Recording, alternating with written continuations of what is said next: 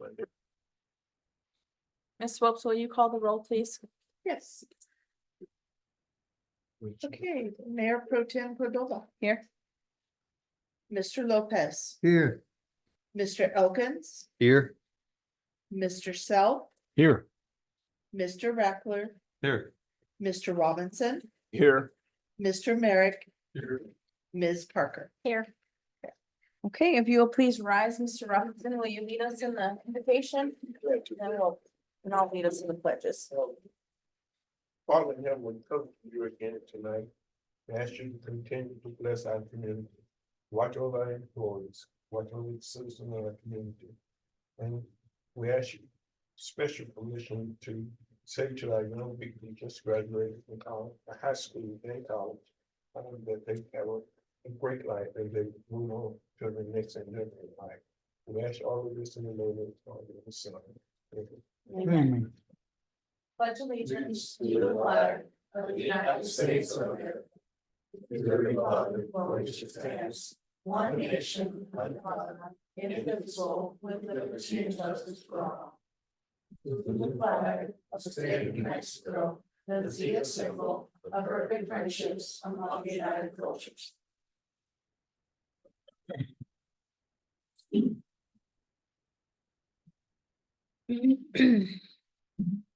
Okay, our next item is public comment. The public has the opportunity to provide comment on subjects regarding city business during the public comment period.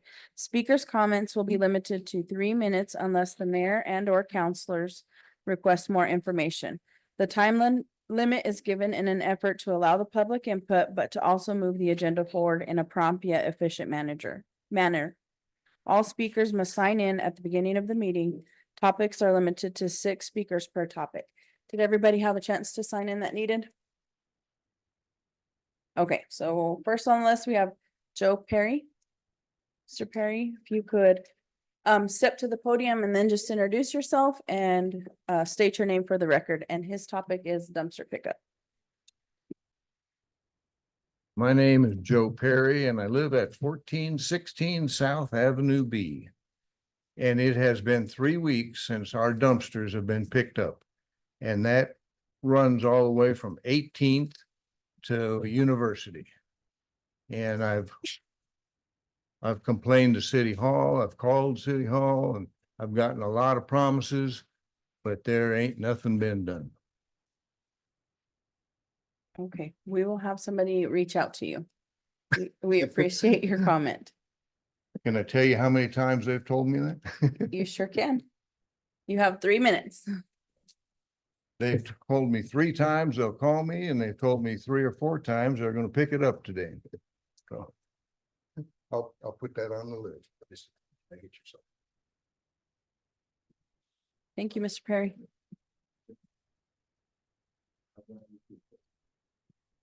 And then our next one is Samantha Schrader.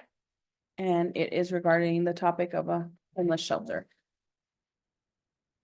Hello, my name is Samantha Schrader, and I'm gonna just go on with it. My name is Samantha Schrader, and I have been a resident of Portales since 2016. My residency in the city of Portales has been a wonderful experience and a welcoming community. I'm running on an open letter to talk about an issue that needs attention in the town of Portales, the homeless. I went on and interviewed 3 people that live on the streets in the community of Portales. There is not a place for the homeless to go, no places for the homeless to have a meal, shower, get hygiene products or clothing, and a place for them to rest. I drive and walk around Portales and I see the homeless laying on the ground sleeping outside of the Stripes or Farmers Market, in the public library or laundromats to have shelter for a while. Here are some words from a few people I interviewed. First, David John Johnson has been on the streets for 2 years. His words: having a homeless shelter would benefit people that need help on the streets. Having a community garden, food, clothing, and bringing back community. Second, Megan Taylor, 40 years old, has been on the streets for 2 years. Her words: file a petition for safety in the homeless community. Could see problems having a homeless shelter, but would be beneficial. Third, Michael Reese, 34 years old, has been on the streets for 4 years. His words: will help people on the streets from weather and a safe place. The Portales community does care. Businesses help with food, wages, and groceries, being helpful and careful of the citizens that are homeless. When I think of what a town is, I think of community, people helping people, as God says, help your neighbor. Where we could start is by having a community meeting, getting feedback from others, and seeing who would be willing to get the situation moving by looking into grant funds that would help to build or buy a building, to open up a homeless shelter. Overlooking the homeless will not make the issue go away. It's time to take a stand and put this action into reality. Think about how it would feel to be an outcast with so many people surrounding you, but yet feeling invisible. Having resources to professional counselors, life coaches, and therapists ready to help. Transportation to get them to those resources. Housing, food, clothing, hygiene products, a program that is nonprofit. Helping to make resumes and have computers for internet access to apply for jobs or other sources. Having a community garden and flower garden. This could also help with ENMU. We could set up internships with the students going to school for human and health services, which I'm going for as well, where the students can go in and have community service and learn how to communicate, counsel, and help with mental health. Now, I know nobody can make a miracle happen and nobody can force change. Even so, why not take a chance and help if we have the resources to do so? Giving back the sense of purpose again in the community. At the homeless shelter, having responsibilities, keeping up with maintenance, helping in the kitchen with meals, keeping their minds moving and active. I am not asking for an impossible request. There are homeless shelters all around the United States that are successful every day, helping people to get back on the straight and narrow path. Why not start here in the small town of Portales, showing that community still means helping your neighbor? That's all I got. Thank you. Okay, our next item is minutes of the previous meeting that were in your packet. Do we have any discussion on the meeting minutes? Motion for approval? Second. I have a motion by Ms. Parker and a second by Mr. Elkins. All in favor, please state aye. Aye. All opposed, same sign. Motion carries.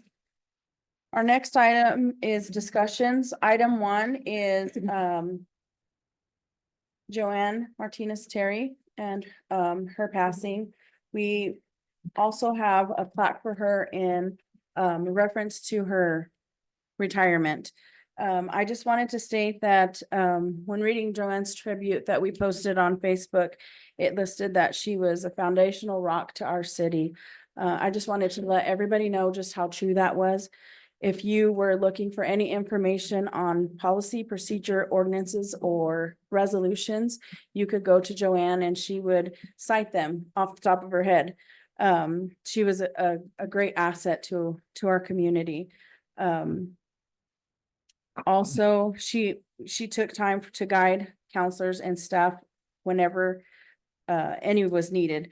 Her presence in the office, of course, is forever going to be missed. Joanne served her community to the best of her ability with pride, and she always kept the citizens at heart. She served this community up until the time of her illness, and her dedication to the city will be remembered for years to come. The council and the staff would like to extend our condolences to the family of Joanne and hope that you know that you have been in our prayers for quite some time. Just wanted to mention her services for tomorrow. The rosary is at 9 o'clock. The mass is at 10 immediately following. It's all at St. Helens Church. And now before we present the family with her clock, we will have a moment of silence.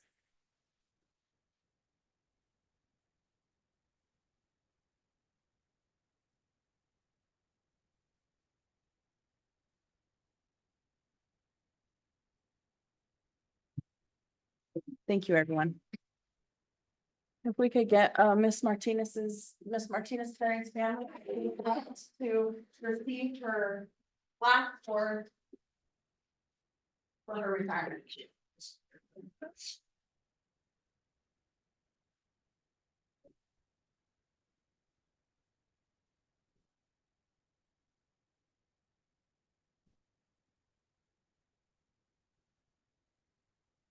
Want to thank you guys again for sharing Joanne with us for the 41 years that we were able to have her in our office and in our hearts.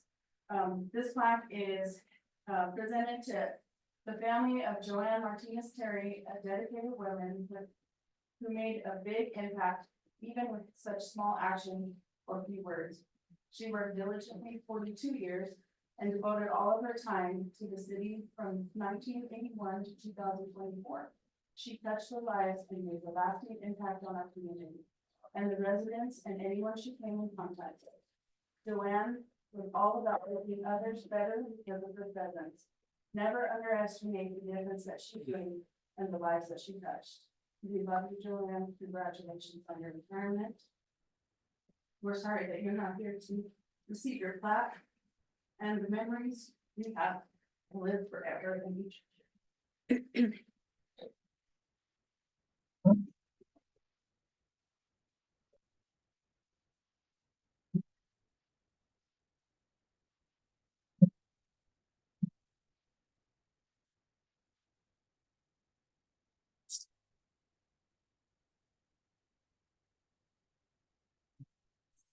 Okay, our next item is the water update, Mr. Kathy. Yes, ma'am. Christine, can you pull up the graph, please? The water department continues to upgrade the system as quickly as possible with the resources available. The crew continues to tackle each leak and sewer call as they come in on a daily basis. The water and wastewater department has 17 great employees that work very hard every day. From the well field production to the water and wastewater distribution system and wastewater treatment plant, they work to sustain water quality, adequate pressure, providing customer service, maintaining free flow in the collection systems to keep the community safe, preventative maintenance on all sides of the spectrum to provide any necessary services to meet all the needs of the community. While all these tasks are being completed by the great city staff, they go above and beyond to play a role in providing what is most important to our existence, potable water. Chris Mendoza, water superintendent, credits their success to his amazing team, which makes it all possible. The effort from each operator is crucial in maintaining what we consider quality of life, which is to meet the needs of our consumers day in and day out.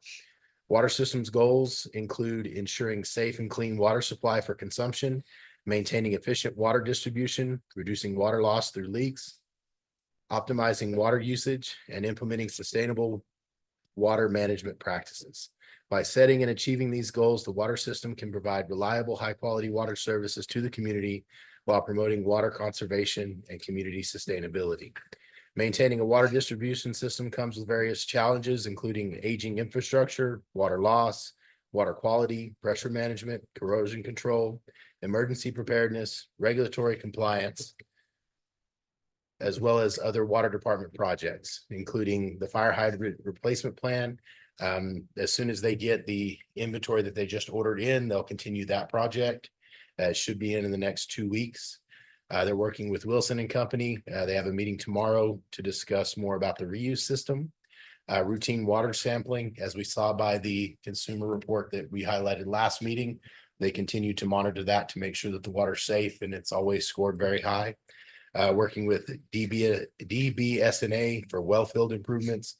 They're working to get quotes to update the SCADA system in the way that we've all talked about many times. Then advancing metering infrastructure. They're working to inquire meter sizes and get the total amount of meters to determine how many need to be replaced and swapped out in programs so that they can monitor that in a more effective manner. Some planned infrastructure improvements includes isolation valves, the metering system, service line replacement, water main upgrades, and increasing water storage. Something that we haven't talked about a whole lot is FEMA recommends that we have 12 million gallons in storage, which opens us up to a whole nother realm of grants. So as we make those improvements, that gives us a lot better safety for long-term if there is a major problem, as well as opens up the door for more funding. The graph shows basically since I promoted as interim city manager, we've been able to maintain after the improvements made by the well department to where our last reading yesterday morning was at 28.3 feet at the Johnson Hill tanks. And I'll be glad to attempt to answer any questions. Steve, I have a couple. Yes, sir. First one is where are we at with the valves at the tanks that we've been waiting on? The meter valves, is that what that, is that? Flow meter? Flow meter. Flow thank you. meter? I do believe we're still waiting on those to come in and be installed. Any update on when we're coming? We were told they'd be here 2 or 3 weeks ago. Yeah, and again, I had to check with Chris Mendoza. He was out due to a family emergency this morning, so I wasn't able to follow up on that. Yeah. But I'll be glad to check on that and provide that information in my follow-up email in the morning. Thanks. And the second one is, I just don't really guess I understand why we had to ask DOT to work on our own water line on Highway 70. It seems like we'd have easements where we'd have access to our own water lines. My understanding is due to the proximity, we had permission, but I can follow up and get you that information tomorrow as well. Cause I would assume we have easements on all lines. It's because we have to block the road. Oh, you're gonna have to block a road. Okay, that makes sense. Are you blocking 70 Part of it. We have to move the traffic. To the other to one lane? to make it safer. Yes. Just in that area to make it safer to walk. Okay, that explains. Thank you. Thank you, Steve. Any other questions?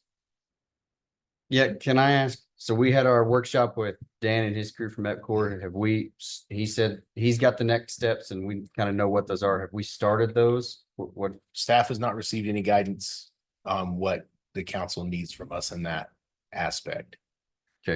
what do we need to do to get them going on those next steps? I do know that will be talking about it in the Water Advisory Board as well as the Public Works Committee meetings that are coming up next week. I guess that's the next steps then. That's next steps. I think so. And then probably recommendations from them for council, and then we just move forward from there. And we have a scheduled meeting for water on Monday at 9. I believe that is Mhm. correct. Yes. Yes. June 3rd. Any other questions? Good. Okay, thank you, Chief Kathy. Next we'll move to action items. City manager. Action item one is approval for memorandum of understanding with ENMU for the natatorium facilities effective May 27th through August 2nd. The city is to hire and train a manager and at the expense of the city with said manager to hire and train 12 to 15 lifeguards. Mr. Kathy. Thank you, Madam Mayor Pro Tem and Council. In your packet, you have the agreement with ENMU. There have been several questions brought up by staff as well as council and as well as our city attorney. We also sought guidance from the insurance, the New Mexico Self-Insurers Fund. There were some changes that they recommended to the agreement that the attorney was going to be working on, but I have not received an update on that.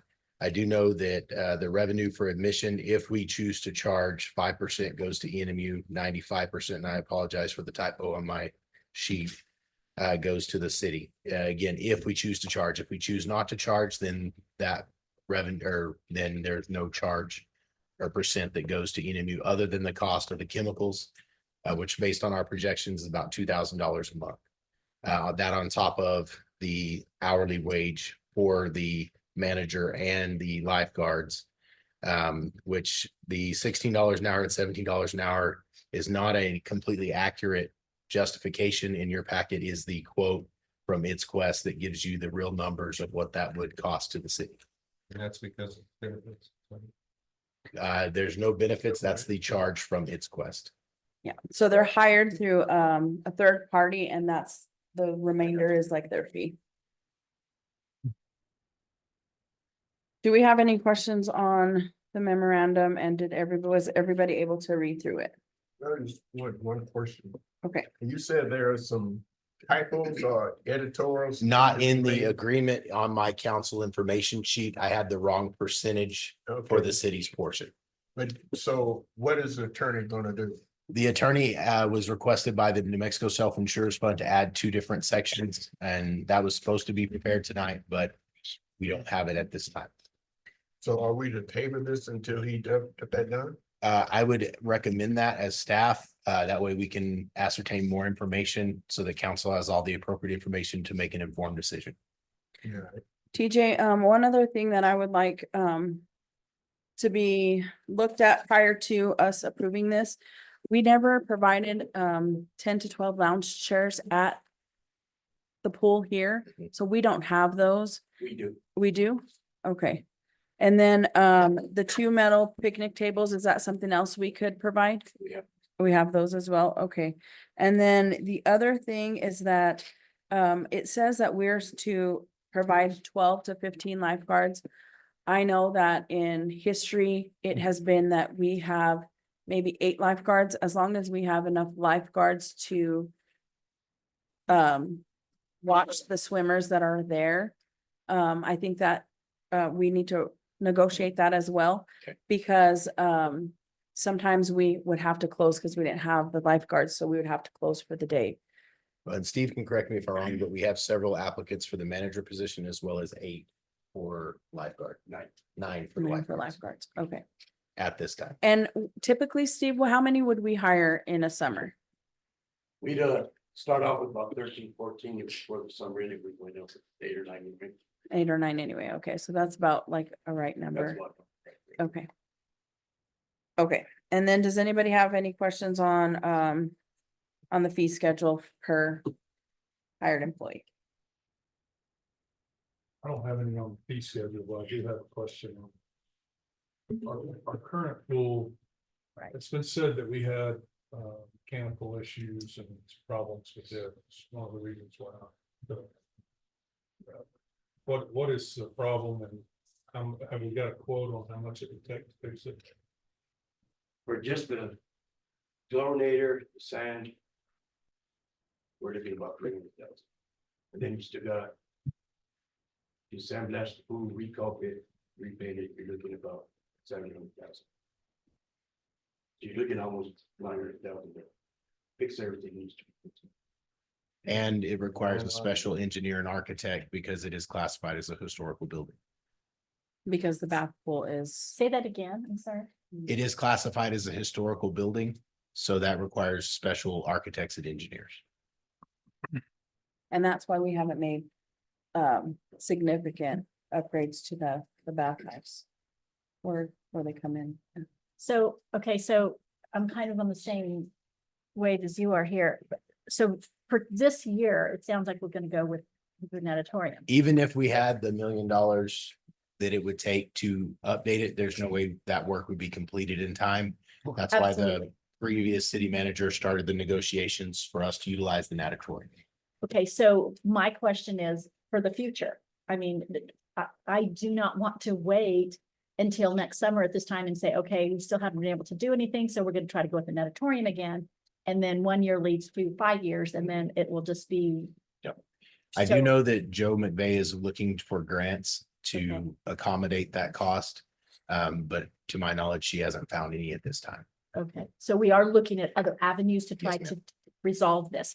And we appreciate working with Eastern, and they're working with us in providing something for our community. But I want to continue and keep this on the top because I want to provide something for our future where, we've had a pool forever. Yes, ma'am. And, a lot of people are really upset about that, but we do appreciate the work through Eastern and them working with us. But yeah, if we can work with, look at grants or do whatever we need to, because that is a lot of money. We also need about 50,000 to redo the IT.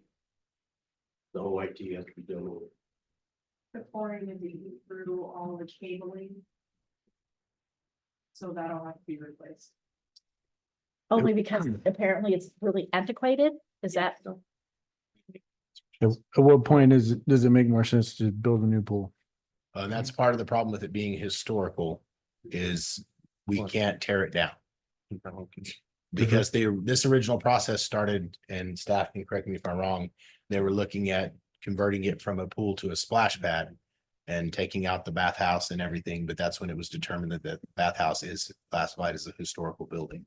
So we could look at a different location if that was council's pleasure. And I think that's the direction you were looking at. But just an option. Yeah. I mean, if it's that expensive, I don't know what a new pool would cost, but at some point be worth looking into. I guess it's just coincidental, but all of this was functioning back whenever we had the water shortage and shut everything down. And it just seems like it's, It was limping along, it wasn't Yeah. running. Yeah. Right. Functioning. but it was functioning. And so it just seems like all of this has come up and I know it's coincidental, but all of the things that you're listing here were not, I had not heard them discussed before, so this is all news. So, So it's completely non-operable as it sits. Right. I mean, so it doesn't even hold water, Well, I don't hold water, but but the chlorinator is completely, the Down. chlorinator's completely gone, the sand filter is completely shot. Then you got, The caulking's all gone, the paint's all gone. So if we were to look for another location and say, okay, let's do another location. We would have to find something to do with that bathhouse, only the bathhouse, like. I keep don't, it- I would have to do some research. I'm not familiar with that process. Mr. Roberts? I'm totally confused about the swimming pool. That maybe 3 years ago that we did renovation and pipe work, and we was told by the staff that we had to go in and fix the pump, the leak and the plumbing and everything was up to code. So why is all in 3 or 4 years it's out of code? Things wear out is the only answer that I have. As fire chief, I didn't do This is anything with the nothing pool. new though, right? It's been coming. Yes, So why wasn't council advised of this? I can't answer that, sir. Okay. I think the little kiddie pool off to the side was renovated, if I remember right. That's right. That was all repainted and Everything done. installed and all of that. The historic issue didn't come up then. Because it wasn't looked at as tearing it down to build a splash pad. We didn't know until we started trying to get grants for it. That's when we found out that it was a historic. Well, and as Joe looks for grants, she can look at different options to present to council, whether that be restore the old building or select a new location. I like the option of Miss Councilman Self said, maybe we can't do this, nothing with this dinosaur. Maybe we should build a new one if we can get the money. But why throw money to something that's bad? Cause I know historical stuff, they have rules and regulations. Yes, that sir. handcuff every organization. That's why people don't like to deal with it. Mhm. So maybe we shouldn't even spend any energy on that, and maybe we should spend energy trying to find monies to build. Which is the current process that staff is on right now. Okay, thank you. Thank you. It's kind of been my understanding though that a historical building had to be applied for and accepted. I didn't And know. no one here was working when that took place. So we had no It's idea. kind of a question I think we need to get answered. Did it ever get applied for or did it? We just been told that it's historical and we can't do it. So. Well, we got our engineer for the rehab of who they told us it was historic. But we can do research and find confirmation and get some more information on that. When it was voted on. Thank you. Yeah, Mr. I don't know how many of you folks remember, but Stafford gave us a blueprint of what we were going to do with a new swimming pool. It was a swimming pool and recreation It's a center set. connected. Yeah, Right here at this building we sit in, we had a swimming pool built and connected to this to turn this into a rec center. And they were looking for that grant at that time because of the deterioration of the swimming pool. And it was presented at that meeting.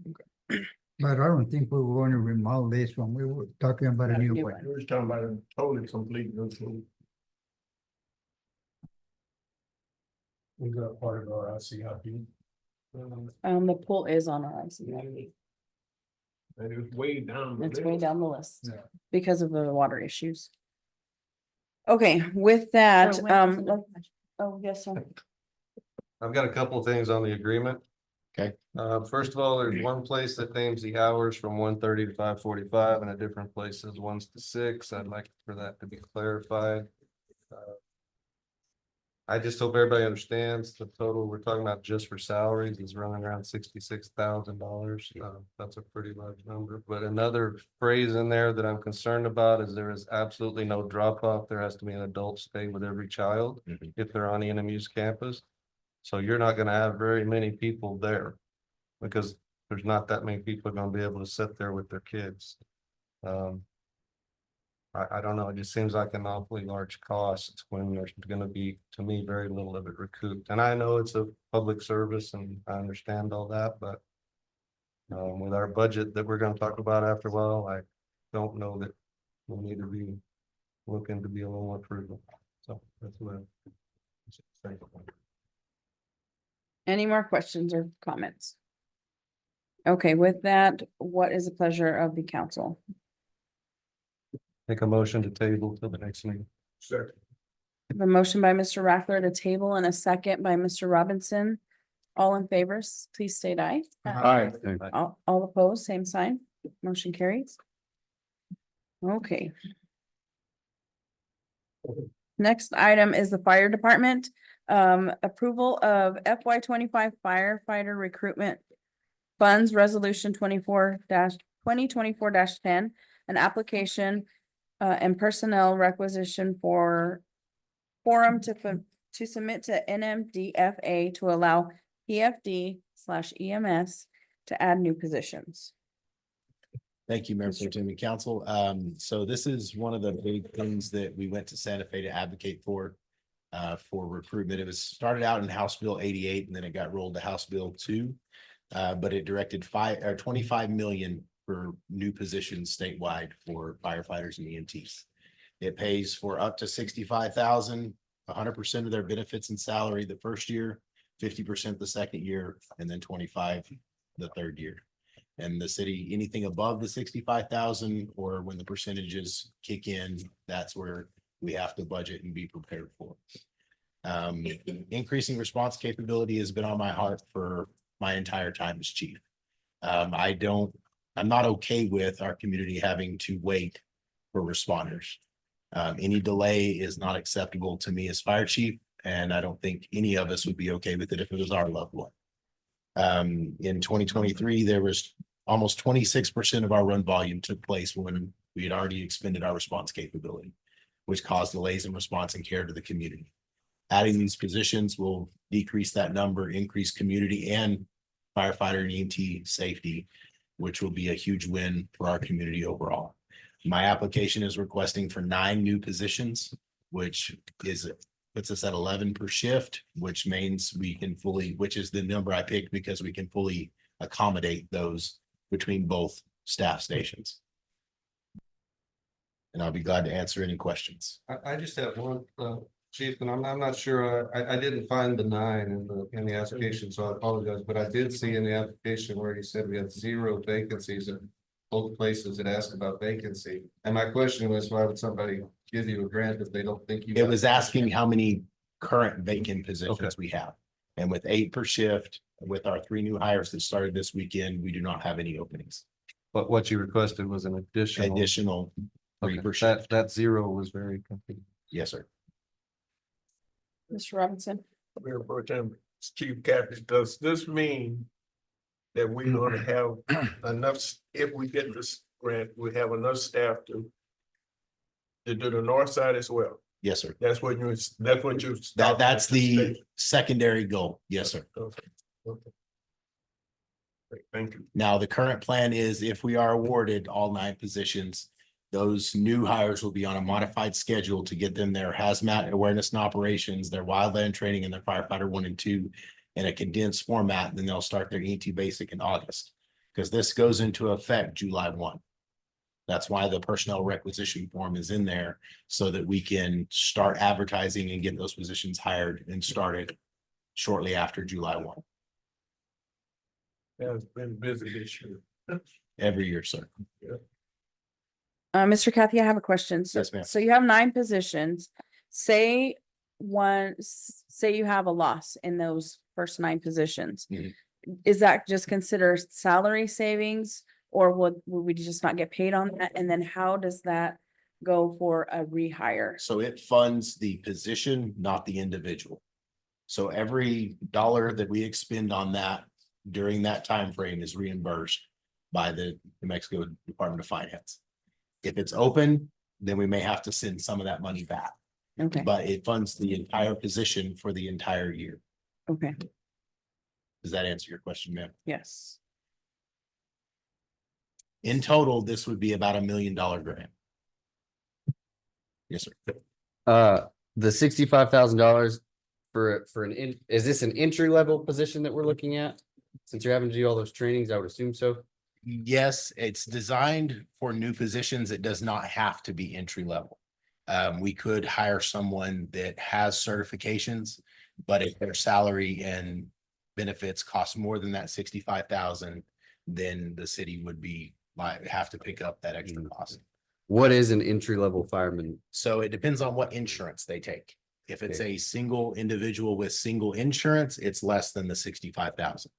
If it's a a young individual that doesn't have any training and they have family insurance, it's right at or just a little bit over that 65,000. What about retirement stuff? Does And that's all That's built into it? included the whole thing.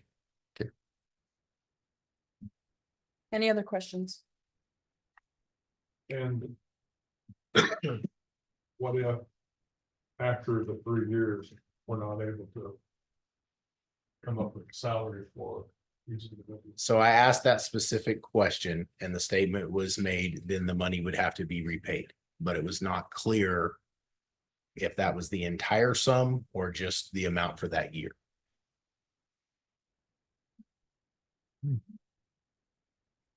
That is something that we've struggled with in the past, is having the funding to get that other station staff, so. Well, and And I want this to happen because. Yes, sir. Since you put us on that app where that we get all the calls that you guys do, it just blows my mind on those calls we get to respond to. yes, sir. And just one right on top of the other sometimes. And yes, granted, there is periods where there's, a few hours in between where they can kind of catch up. But when they hit, they just come in a series and it's just boom, boom, boom. Well, and that's just the call volume. That doesn't include training hours that are Right. required. Right. And public education and all the other good things that we need to do to maintain our own performance as well as our community's ISO score.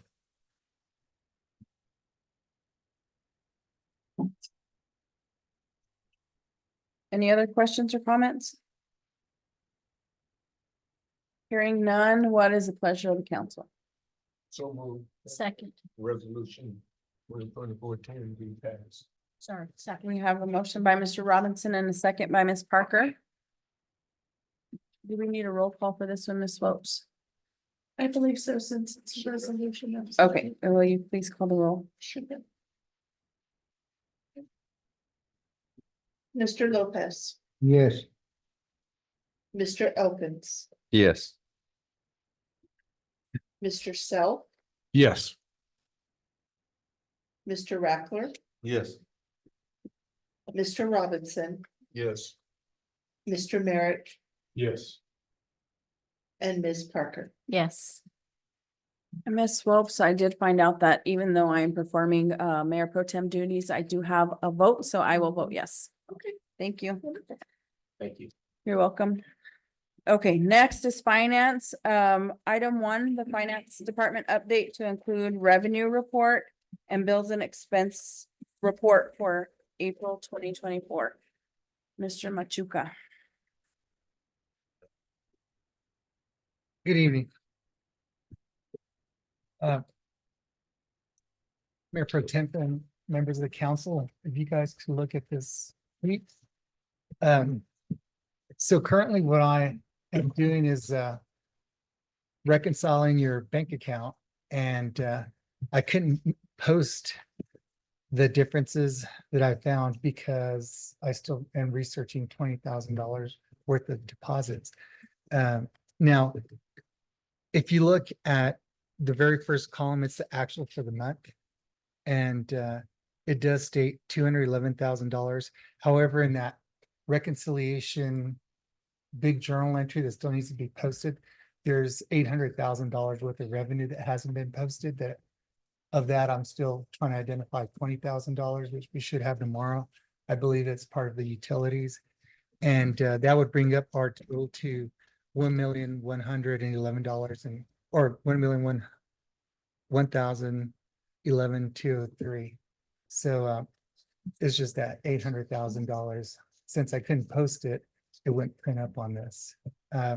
Now, on the flip side, on the expenditures, there's $90,000 that are they're in that pot. They've been identified. They're IRS withdrawals. They could be a split between the liability, which would be the employee's portion of FICA and withholding, or it could be probably the employer's match. I just don't know what the difference is.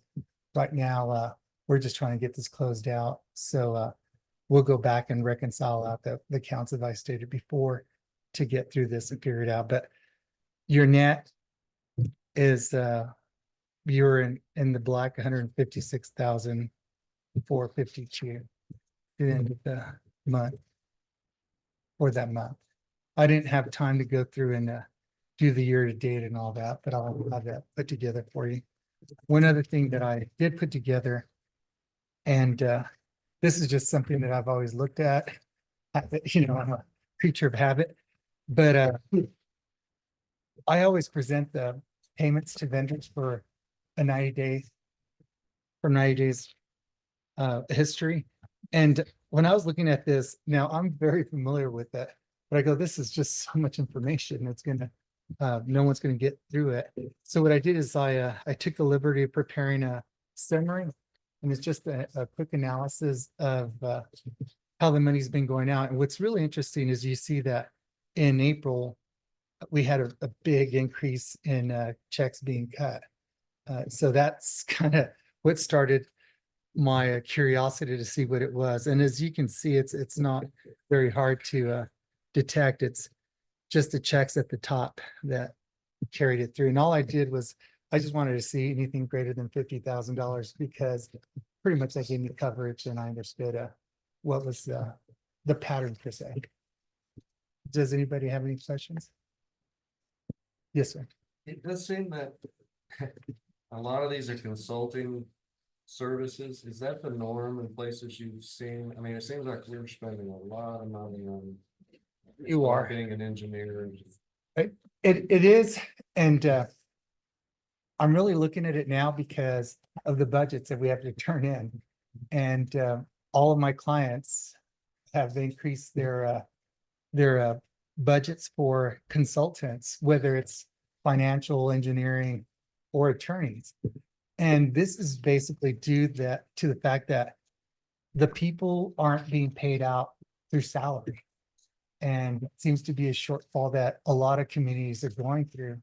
And unfortunately, I did see 2 individuals move from smaller communities to the big city. And, you know, so then they took their services there, and those small communities had to reach out and try to find consultants, attorneys, things of that nature. But yeah, I do see it a lot. I really believe this, and I don't know if there's another consultant here, but I tell this story. What it is you need to let the consultant come in and put out the fire, then mature out. And you should make a plan to bring in staff to take over. It's hard to be at a place if you don't see a lot of changes for an account for a consultant, being any profession. If the entity is not making the right moves, then it's going to be stagnant. A lot of consultants say, no, you want to stay there as much as you can. I don't believe in that. I believe that you need to go through and mature out, because I really don't want to do bank recs for you guys. You know, I just feel that I can be better served to do other things for you. And that's not, you know, sounding egotistical at all. It's just that you need to get your money's worth. So that's one of the stories I always tell. And I do have clients that have matured out to where some of the issues that I'm dealing with is like GASB 96 and you know, 87 and of course 68, you know, pension. So there's, you know, it's a change to where the focus is more using of my expertise versus sitting there and reconciling month after month. Does that make sense to everybody? Anybody else have any questions? So looking through here and percentages. Huge percentage increases and decreases. I wasn't sure if that was this or the next thing you're gonna talk about. That one budget that's 4,000% over is, that's a frightening number to see. There's a $9,700, a $9,700. Are you looking at annual or Percent remaining. okay? We were looking at the ones that have the yellow lines on them. That's gonna be under the preliminary budget discussion. Oh, yes. Oh, okay. Yeah, I don't have that one. Okay. I was like, which ones are they looking at? No, we can go through that one. And what that is again, just following patterns of spending. And identifying where money is being spent, and then, of course, coming up with what I say is a realistic number. And then, of course, we gotta go back and match it against revenue. So there's gotta be either the revenue's not there, you cut back. Or if it is there and you do need that service, then you have to budget for it. It's just one of those things. And that's why we're still going through the process of looking at everything line by line. That's more of my. That's kind of the big concern. It just seems like things are getting approved, whether there's budget for them or not. And I know that's not the case now, because Chief and I have talked about something that I was concerned about, and I was simply told we don't have the budget. So, great. If we don't have the budget, that's what I'd rather hear. Than, Yeah, hey, yeah, we're yeah. 4,000% over. Yeah, remember, a lot of times, what is one person's emergency doesn't necessarily mean it's an emergency for the city. So, and I have experienced that where directors and project managers believe that their emergency is very important and needs to be funded. And to move money back and forth or find new money. However, when you really start looking at it, of course, you're in charge of governance. Sometimes I believe that it's not. It's, just one of those hard decisions that need to be made. I have one question. Yes, sir. On the transfer in, transfer out, that's the last column there. Yes, Why sir. would it be transferred in 1,000,010 and transfer out 1,148,000? In actuality, those two should balance themselves out, and it's probably sitting in that adjustment that I'm posting. So it's just, So, Yes, so, and that's interfund. It's an Yes. interfund so transfer. that should be balanced. Yes, sir. They should be zero. I mean, they should net out to zero. I'm sorry. Okay, Yes. okay, thank you. And one of the things that I've spoken to an accountant today is that it's something that we need to go through. We need to reconcile out the balance sheet, and that would be one of the items would pop up. Okay, thank you. Do to do froms versus transfers. Okay, thank you. okay, item 2 is ratification of the finance department's actions on bills and expenses. Approval report for the months of February 2024 to April 2024. Yes, ma'am. So are you gonna go through item 2? Do we have the bills? Oh, yes. So, well, like I was just talking about, we have the detail, however, so we don't take a lot of focus on looking at everything that's in here. What I do is I prepared the summary. And on the summary, I just identified disbursements greater than $50,000. Okay, so it's And the I same think thing. that would walk us through it a lot easier. Plus, it lets you look at the pattern that's been established in the month of April. And remember, a lot of those were in your accounts payable system already, so they're expense in prior months. The check was just cut this month. There's one in February, it's a Lita funds, isn't it? Yes. And then, one in March, would be lodger's tax. For, Yes. that's correct. I believe so. And we had determined during the finance committee meeting that several checks had not been cut in February and March, and they were actually written in April. Mhm. So the disbursements were a little bit heavier in April that we determined. So is the one there at the top, the 1.3, is that a one-time deal? Is that what? From New Mexico, NMED? I do not know on that. I looked into that because that stood out to me. And I just was gonna ask the fire chief when I came in is that a construction project or is that a something that we just owed back to? And I believe to me, it's economic development. I might be wrong. It's an NEB. Check into that.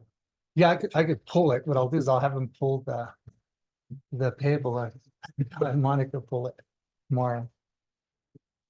Just like to know what it's for and if it's recurring. What I'll do is I'll just email Chief Kathy with the information and he can forward it to you. Thank you. Okay, sorry, I got a little off track because we went back and forth. So we need to take action on the ratification. For item 2. What is the pleasure of the council? And that's for February 24 through April. Through April, correct. Do we need to mention this was approved through finance? You can, yes. This was approved through finance committee last week. Move for approval. Second. A motion by Ms. Parker, a second by Mr. Rackler. Danielle, will you call the roll for this one, please? Yes. Mr. Lopez, Yes. Mr. Elkins, Yes. Mr. South, Yes. Mr. Rackler, Yes. Mr. Robinson, Yes. Mr. Merritt, Yes. Ms. Parker. Yes. Ms. Phelps, I vote yes as well. Thank you. Thank you so much. I keep forgetting your name, I'm sorry. No, that's okay. And then, Mr. Machuca, before you have a seat, I just wanted to introduce you to Lily. She's in the audience.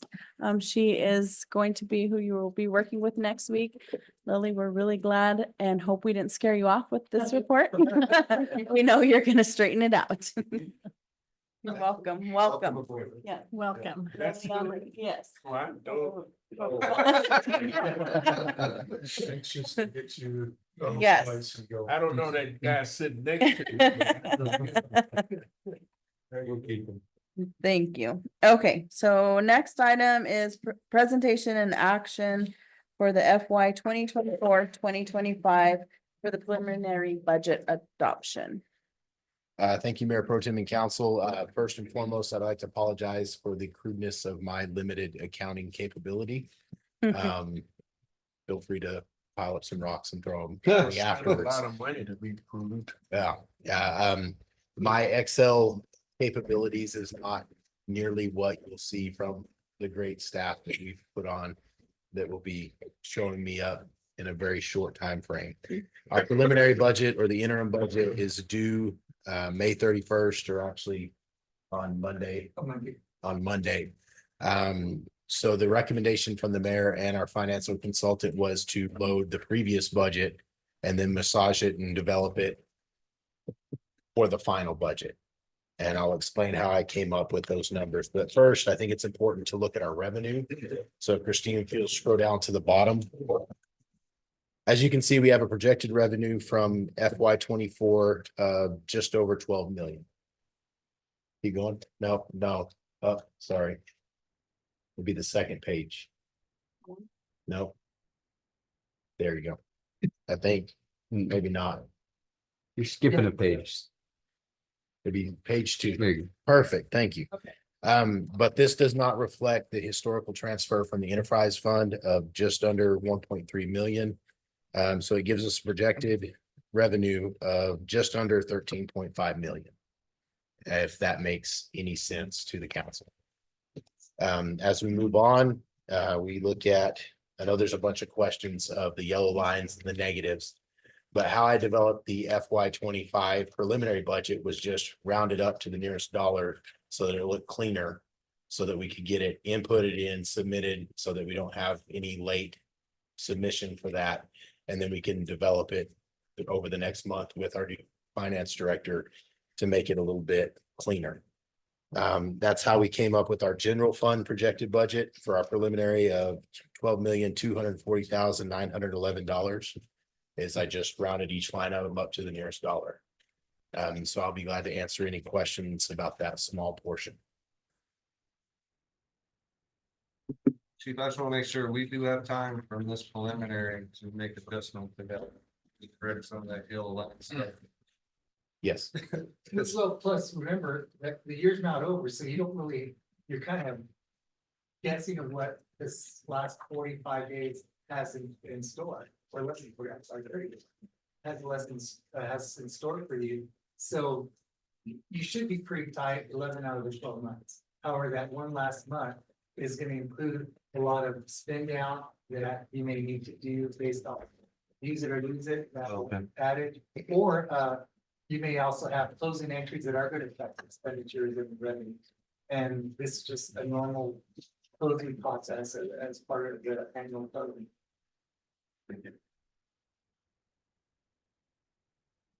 A lot of Red Bull numbers here. And then correct me if I'm wrong, so we don't know if we had the correct budget uploaded last year. So that may be why some of this is so far in the negative. To my understanding, yes, we do not know. I do not know. Okay. Okay, do we have any questions on any of the items? If, For each if department. we don't have any questions about the general fund, I'll go on to the Okay. next page. That one right there, because there is some fluctuations there, because this is all the funds that I could see within the Encode printout. Not just general fund that we talked about, but also the corrections funds, EMS fund, enhanced 911 fund, and all the lists that you can see on your paper. The only changes that was made here was directed by the mayor for the known increases that we're getting, whether that's the EMS fund increase and the grants that we received, as well as the capital outlay that we know that we're getting. That way it makes it a little bit cleaner and a little bit easier for the new finance director. And that's where those increases are justified there to the right-hand side.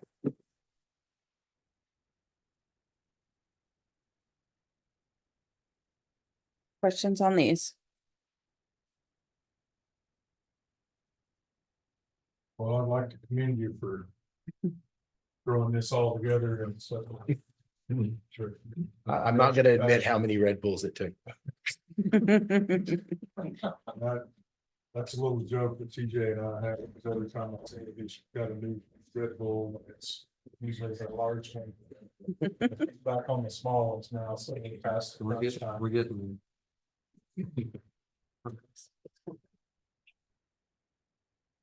Okay, do we have anything else?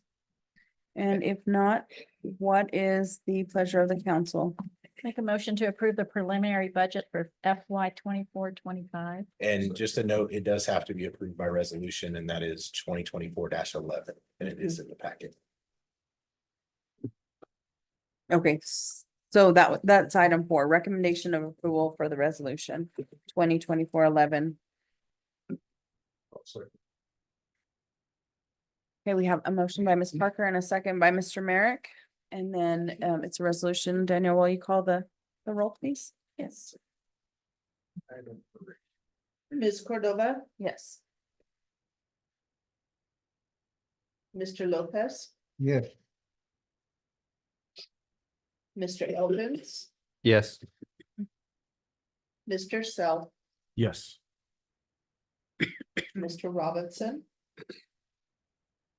Yes. Mr. Rackler. Yes. I switched it. That's what threw me off. I'm trying to keep you on your. I'm on my toes, so you're, Yes. this is, I almost didn't vote.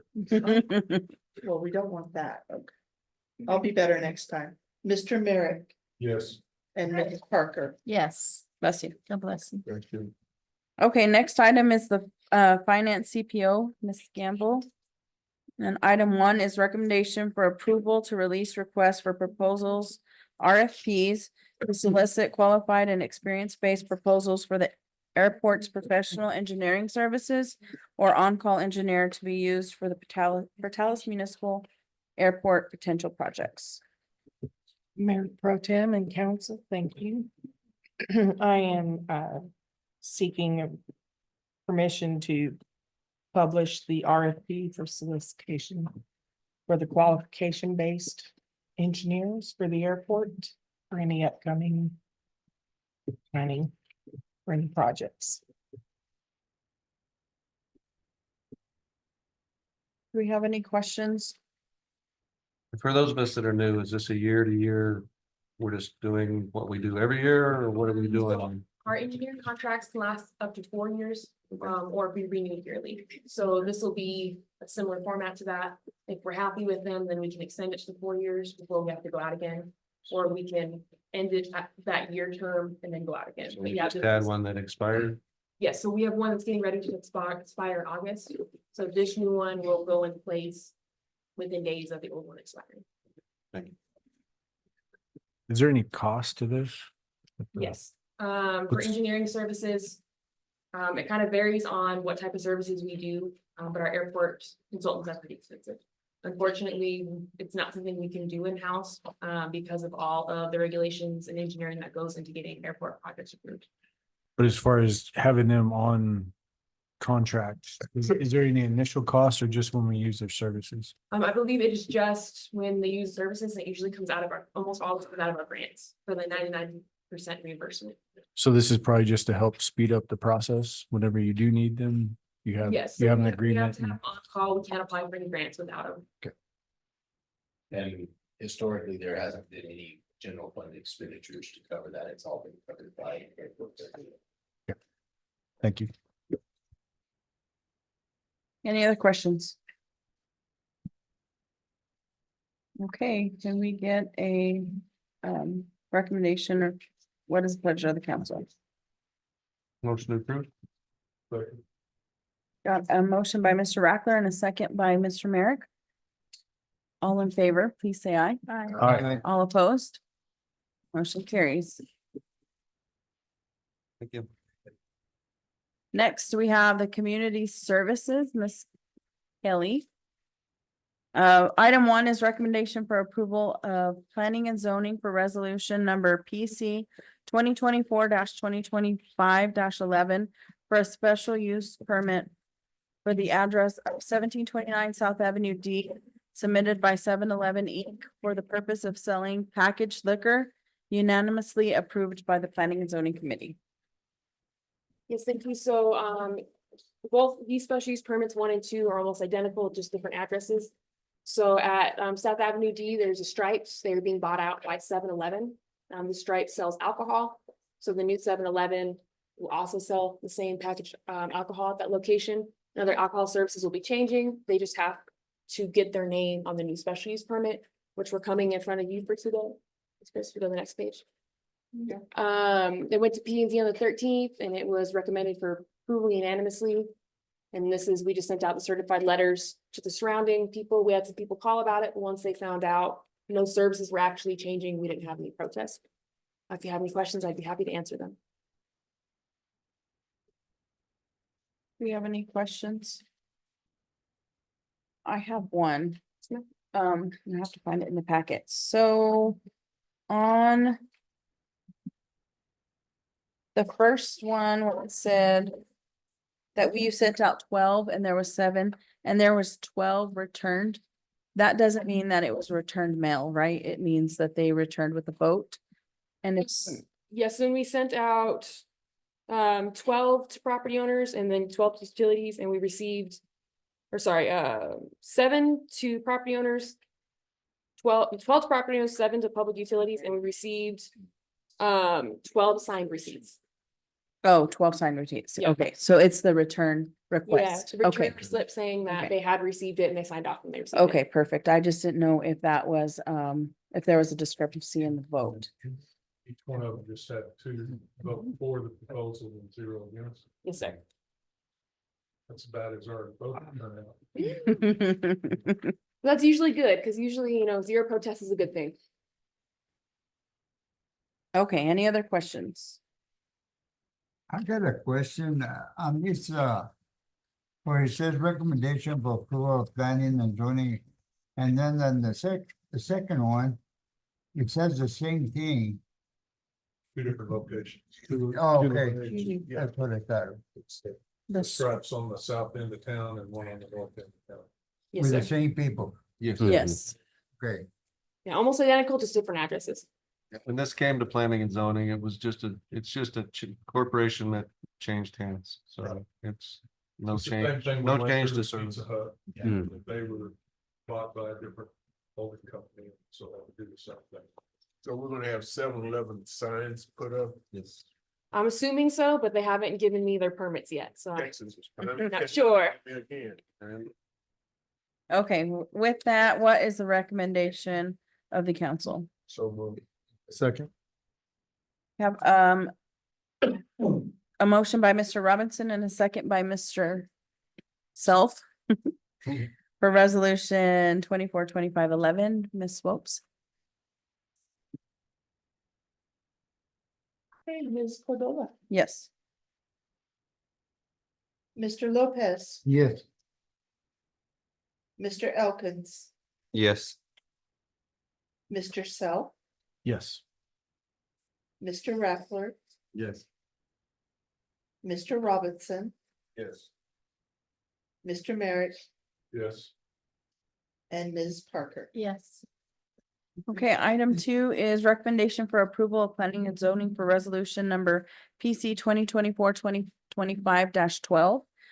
For the special use permit for the address of 1201 North Chicago Avenue. For the purpose of selling packaged liquor, and this was also unanimously passed at P and Z. Thank you, Mayor, Mayor Pro Tem and Council. Same exact spiel I just did, different location. You know, the next one. The only difference was we had one protest from the utility company, I believe it was water. And we followed up with them and asked if they'd like to send an email, but they said no, and then didn't verbalize what their protest had been. You said we're water? Yes. So our water department? I was gonna say. Our- our- A little confused here. No, we did. We asked Mr. Mendoza if he'd like to request that he send in an email. He didn't send up an email. When we asked him about it, he said he almost withdrew the protest, but said he'd already marked protest, so he was just gonna leave it as a protest. May I ask, a question? Was he protesting as a citizen or? As our water utilities. But he did not send in the email that we requested verbalizing why he had protested. Chief, do you know anything about that? This was taking place, but I didn't know about. A protest. Yeah. Yes, make sure that they're present, just like anywhere from it. Could it possibly be to do with how messed up that alley is as far as easements and whatnot? I mean, that alley is a I'll have to real check into mess. it, sir. Well, and they had that big water leak that one time right there, Right. and that may have been Yeah. part of what his Yes. thinking was. May I ask a Sure. Now, I saw the water department behind, what's it? Over there, the McDonald's. Is that based on the fact that Jake asked the question that we're gonna do some of the street, or they was over there working there? It was a water department, street It department, was water department street project, street department. it wasn't the water department, okay. Okay. Okay, what is the pleasure of the council? So, Can I ask one Sure. quick question? How come we only sent 2 letters to property owners on this one, but 12 on the other You ones? go back. So it's within properties, it's 100 feet. And Okay, because it's got all these streets surrounding, it pushes those There's nobody properties there. out. perfect. Sorry. Good question.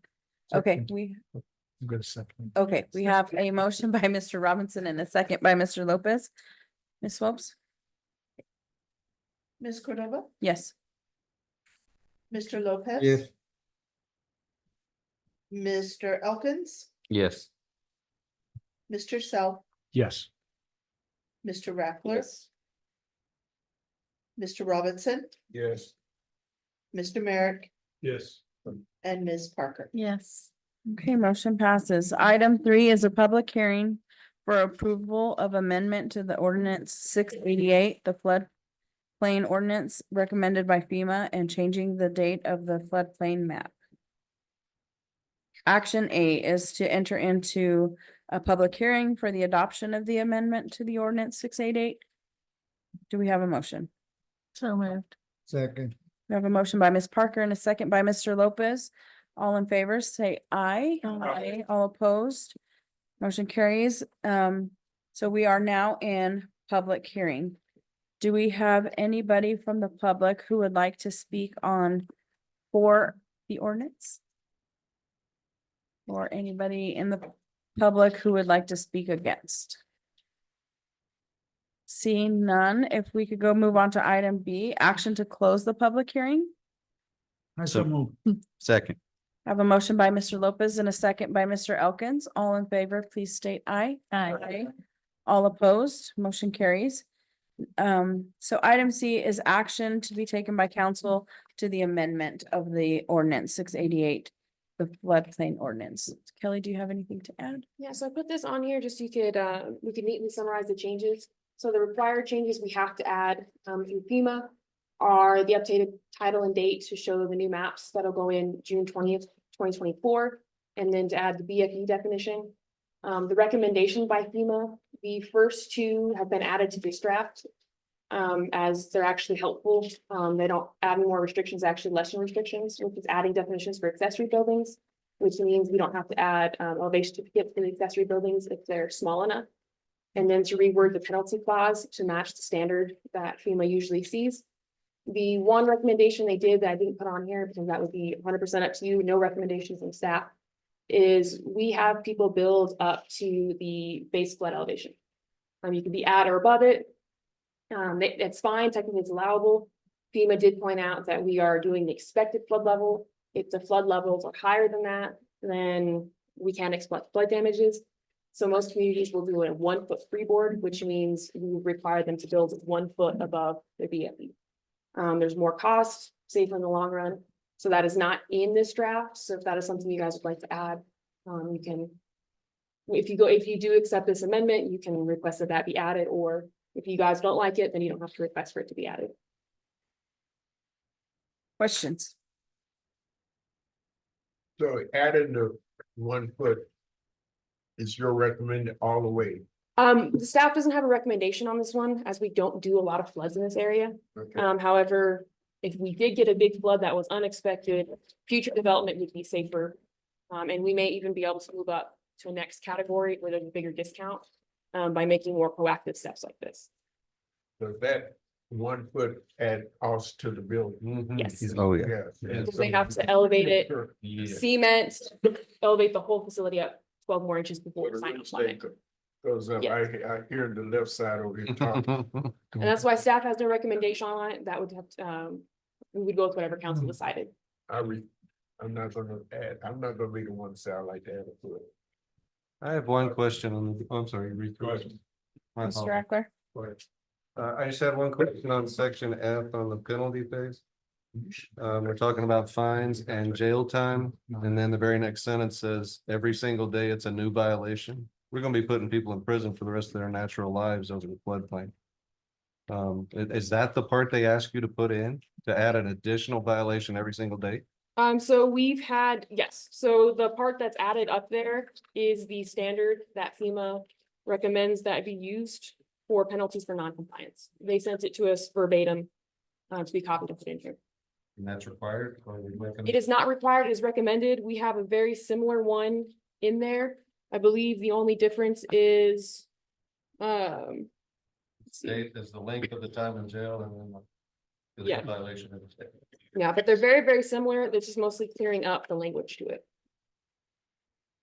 I'm not a fan of the new violation every day, but that's.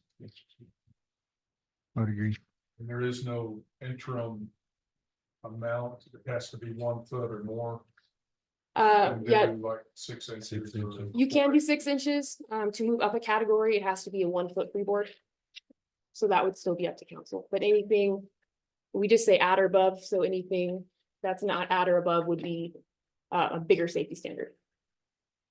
Just to be clear on this, if we do not approve this, we are not eligible for any FEMA funds for flood insurance. Yes, if we do not approve the amendment with at least the minimum required, then we are no longer part of the program.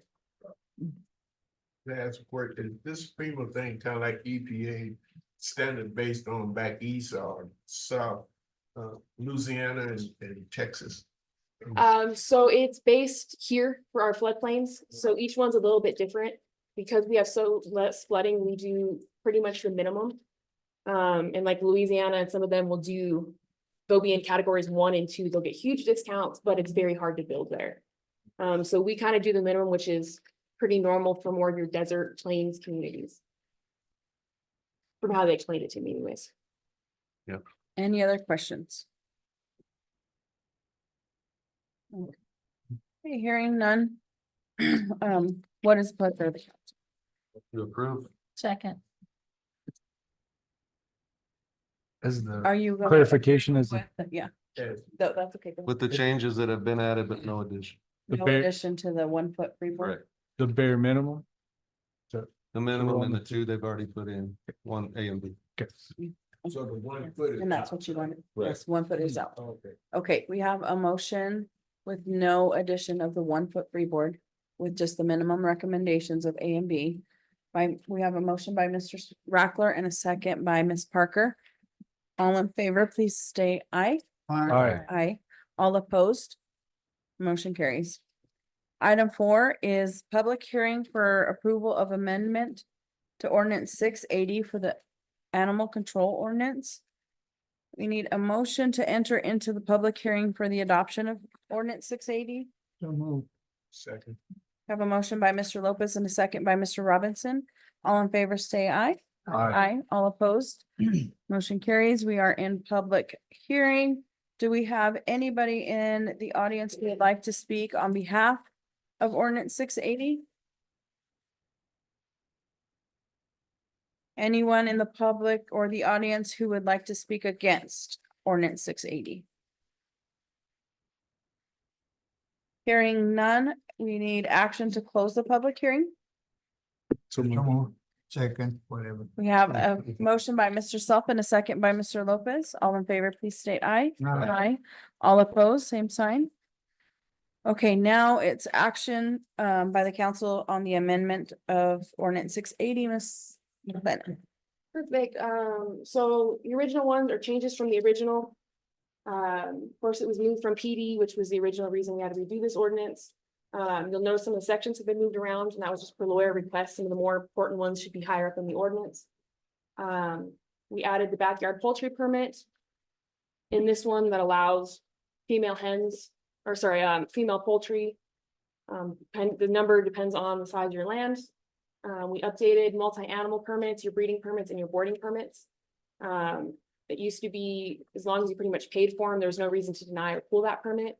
It didn't matter if your animals were chasing kids on bikes, you could still have as many as you wanted. So this does actually say if your animals are nuisances, you're not taking care of them, then those permits can be pulled or not given to you in the beginning. We talked to an animal welfare lawyer saying we had some problems with habitual nuisance sections, dogs barking, getting out. So they helped us update our habitual nuisance section. And then we updated the fees, penalties, and added a surrendering fee. And then we added the dog park rules. It was also recommended by the animal welfare lawyer if we're gonna have a dog park, to have the dog park rules in our ordinances, just for a little backup. We sent out this draft on your additional changes recommended. This is what I heard from the public and or city commissioners, or sorry, city council members. Some people were concerned about the surrendering fee. They'd like it to be able to be waived at the discretion of an animal control officer. If an animal is dangerous, if an animal is a nuisance, that someone can waive it for the good of the community. I'm not sure how that'd be written, but that is something we're more than happy to do. A multi-year city registration. Currently, we just do it year by year.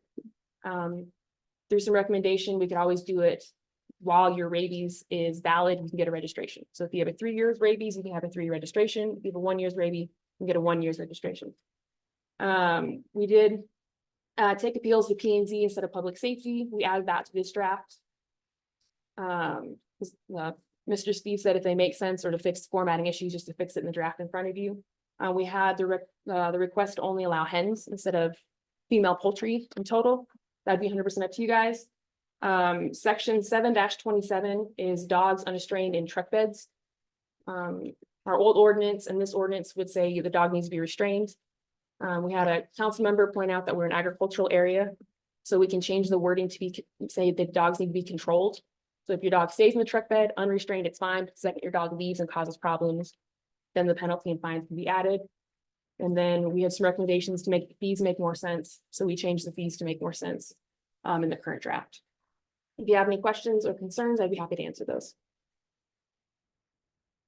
On anything, just here. It's here. So that's all I'm prepared for. Animal control officer, I'm confused by that paragraph. Which one? 7.3. Correct. It appears that the police department is not involved, but then again, they come back in. Was this because, prior to the, animal control was listed under the hierarchy of Of the police department? But if they need, now it's, For 7.3 under animal control officer? yes. Yeah. So Um, now if they need assistance, then they would just call PD for the help. we can definitely, yeah, but it says an animal control officer is designated by a city, the city. So the city can have different departments have that ability to do instead of it just being PD. Yes. So if it comes out of community services, maybe moves to IT. Well, I I don't guess think it what happened. I'm concerned about, confused about, not clear to me is that why the police department enforce this chapter. If they're not involved, why should they come back into the under control of the animal control office? Oh, I understand what you're saying. So yeah, it says animal control officer and or any member of the city police department. So we do have, the city does help us. They'll pick up stray dogs, help us with nuisance dogs. So it still allows them to do that. But then the animal control officers can be completely separate from them as well. Oh, okay, So I was at the definition before it. okay. Oh, it does say are designated. I'm sorry, I didn't see the R. Mr. Merrick? How many animal control officers do you currently have? We currently have one full-time and one part-time. How do you expect to enforce this? So we already do quite a bit of enforcement when it comes to this. But unfortunately, it's more reactive than proactive. It's chasing these people who have 15, 16 dogs, chasing all 16 dogs through towns or catching these neglect cases. Issuing the permits would actually probably save us some time in the long run. Because we can actually start with the fine, start with the penalties, or pull those permits. So it allows us to be a little bit more legal versus, I said, spending 6 months trying to clean it up after the fact. I guess I'm a little off on that one, because I can't imagine how you're gonna hunt down everybody in town who has a dog and expect them to register the dog. I just can't see it. I can't. Not even for fathom. our permit, I was talking more of our permits for like multi-animals. Those we catch. But a lot of, let's say probably 90% of the dogs in town are not licensed. Right. And Um, if we're gonna put in an ordinance, we should expect to enforce it, and if we can't enforce it, then we shouldn't put it in. Well, it's good to have it in there because it requires your rabies. So it's showing that the city is doing, it requires the rabies, which is a state requirement. And those come back to get people when your dog gets loose and we pick it up. If your dog is not licensed, then when you go to reclaim your dog, there's an additional fee to pick up your dog because it's not licensed. So that's kind of where you catch them on that end. Well, I have two other things. I'll just throw them out there. First of all, I was totally against the fowl thing, but I sure am against it with ducks and turkeys in there. I don't want ducks and turkeys near my house. I don't want to listen to ducks and turkeys. Turkeys are loud. I don't know how much you've been around them, but they're very loud. And I don't want them in my neighborhood, so that alone would keep me from passing this. The other one is, I just don't think an ordinance needs to be 23 pages long. I just think it needs to be somehow trimmed down where it's readable, usable, understandable to the public. 23-page ordinance is, to me, just insane. And I appreciate all the work that you've done on this, but I agree. It's gonna be hard to enforce, it's gonna be hard to read through, it's gonna be hard to try to maintain. And I don't know how you would go about condensing it down, but making it more simplified and still enforceable, but I agree that 23 pages is it's a long ordinance to try to maintain and keep enforced. And the things on the right-hand side that were suggested, do you say they're not added to the draft? Some of them are added, the ones that the lawyer felt, fixing some of the formatted issues. Changing some of the fees so they actually make sense, those were allowed to add. The other ones would be added to city council discretion. So do we have it just to hands only, no roosters? So no, right now, that has not been added in there. If that's something, because the original draft has it as female fowl. So if you guys wanted to accept it just as hens during you approve the amendment, that's when you would say. You would just like it as hens and we'd fix that before it was signed, Just chicken. or just chickens, or hens. Well, hens. Yeah, so you would just have no roosters pretty much.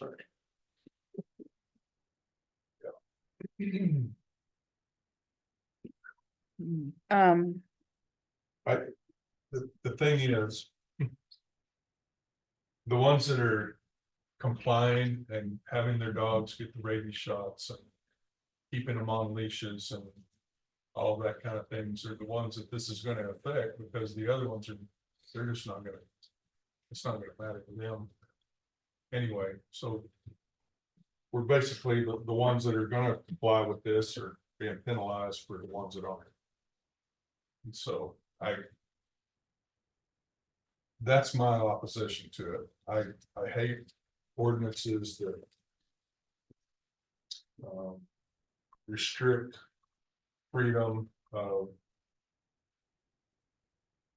people that are trying to comply. And I know we're doing it to try to get the other ones to comply also, but that doesn't usually happen. So. Well, I ain't gonna worry about it, my dog died. So this is basically, anytime we have an ordinance, this is basically the backbone of the city. I mean, so it's out there, it's made available for the public and for the citizens to have access to. If you have a dog and you're responsible, or a pet, then you need to figure out what you need to do with the pet. Where if we didn't have an ordinance, it would just be like a free-for-all, and it's like, you know, do what you want, whatever. So I agree with what the two guys are saying here, you know, 23 pages, but somehow or another, I wish there was a way that we could educate and say, okay, now we've adopted a new ordinance. If you have, you know, maybe when they do like these clinics, you know, to have your dog spayed or neutered or, you know, dipped or whatever, is somehow work with these vets and say, okay, we're going to be out there, we're going to be encouraging people to do this. Somehow do that, but I don't know. I mean, I agree with what they're saying. Yes, we do need ordinances, but this is this is very long and very, very detailed. And I don't think people are going to take the time to look at it, but it's something that we definitely need. Right, and usually these, or I should say this one ended up being more detailed because we don't get to assign the fines ourselves. We actually write the citations and send it to a judge. So a judge looks to see if we've met the criteria to do the fines. So if we fine somebody for loose dogs, we better have the list of what loose dogs that we're finding them based off of. And I just want to be clear, I'm not against an ordinance for animal control. I'm just saying this one needs a lot of work still. That's all.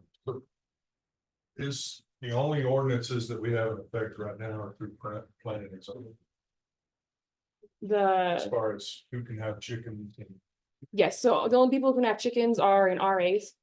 And those are 5 or 6 properties in the town. But we've had exceptions for other additional livestock in more rural segments of our city also. So a few months ago, I think one was passed on North Main, the Bethel Highway. Yes, so they just have to do zone changes to become RAs. So that's just barely in the city limits, but it's more rural. And I noticed in here, there was restrictions that were tied back to at least a half an acre. I think. I'm reading that in there somewhere. Yes, so for anyone that's not an RA that gets chickens, you can have only, or fowl, as this one says, but whatever you guys want to approve. Depending on the size of your property is dependent on how many chickens you can have. But this doesn't relate to RAs because they're allowed livestock that's already discussed in a different ordinance. Ms. Kelly, if you wanted to condense this, how much we need the ordinance. Right. So if we don't have something, we can't penalize anybody or say something to anyone if we don't have rules to follow. And so the ordinance is a rule. So how much can you condense this? That would be probably up to council on which parts they'd like condensed. Or what parts they would potentially not like to not be enforced, but parts that they would like to be less specific on. It doesn't affect much just when it comes to the enforcement, that if it's not specifically said, then it's hard to enforce or get a fine attached to it. And just to be The reason I bring clear, this up- well, go ahead, go ahead. The reason I bring this up, I know a person who, any stray dog past his house, he brings him into his property and he maintains him, keeps him locked up. Then other dogs come down the street, and this person is a dog lover, and he takes care of stray dogs, and he gonna get hit with all this. You have to have this, he don't have the funds to do that, and there's a lot of people in this town that take care of dogs, don't have the funds to go and get them shot and neutered and all this. So we ought to come with some kind of, we need rules to go to the courts, but at the same time, we need rules to protect the people who take care of dogs and cats. And then this one would affect him actually the same as it is currently, because currently if you have more than 5 dogs, you can get the penalty and you have to pay for the permit, or we can make you get rid of your dogs or take you to court for seizure. And the only vaccine that's required is the vaccine that the state requires, which is rabies. I woke up one morning, there was a puppy on my front porch. We have quite a few. Right, and so, I don't know.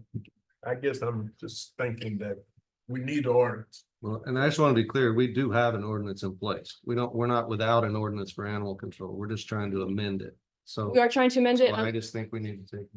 And it is, the only problem with it is it does say the police department Right. will be doing all of this. And it's no longer the police department and the community services. So there is a bit of a legality issue that we're enforcing ordinances that we actually have the right to for ordinance. So That's- I'm not saying we can still bring it back, that's just pointing out why getting this one redone is important. These ordinance, or this ordinance here, did it come from another municipality? No, this is our ordinance, just with some of the sections added in that the animal welfare lawyer or staff have seen over the years added to it that we were having problems with. So everything that's not redlined is part of our ordinance as is. I have one thing, Kelly. In here, it talks about exotic animals like circus-like or zoological parks. And then somewhere in it, and I've been looking for it and I can't find it just now, but I know I read it when I was reviewing my packet. It talked about like donkeys and but we had a lot of llamas not that long ago in town. Would that fall under exotic animals? And do we need to specify that? Because I know that we did have issues with that in the past. So we looked up quite a few definitions for exotic animals. And there's a lot of different definitions. So really what they consider it is if it's not livestock, or it is not your domesticated animals, it's considered exotic. Okay, And that's when it has special care, special needs, or special permitting that goes along with it. okay, because in that other section that I can't find, it did state ostrich. The- And so to me, I go to a zoo and I see an ostrich at a zoo, but it's in that other section. I remember which one says ostrich, because one of them does use ostrich in its definition. Yeah, just can't find it right now. Oh, livestock. So ostriches are actually considered livestock, because you can farm them Raise it for me. and raise them for meat and eat their eggs. But if you would not like ostriches to be considered there, you can request to be pulled out.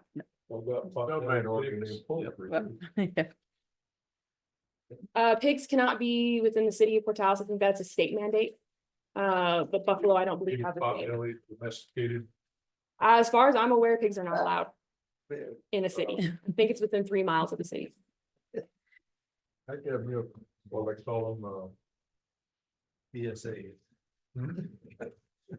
Okay. Emotional support, that's what I'm looking for. We have had requests for emotional support chickens. We get quite a few requests for emotional support livestock. There's no exceptions for that. The only animals that are recognized as service animals are dogs and miniature ponies. ESAs they could come to you for special acceptance, but that would be for you guys to grant. So the red in the ordinance is The changes. the changes. Yes, ma'am. And a lot of that red I said is gonna be it being moved from one position to another. Yeah, that And- ordinance didn't get just a whole lot longer. It was just a No. bunch of verbiage that changed. Yeah, the only part that was really added was the specifications of the multi-animal permit, breeding permit, and your boarding permit. Everything else was just, and of course, your dog park rules. So I believe it was already a 17-18 page, or it's currently a 7-18 page ordinance. So the downpour and make it 23 pages. With the extra, your backyard poultry permits it did, because they're very specific of how you can get a permit or have your permit taken away. So with that, I do know that this ordinance is already a long ordinance, but without these rules in place, we are going to have turkeys and ducks and whatever else that we don't want our citizens don't want us to have.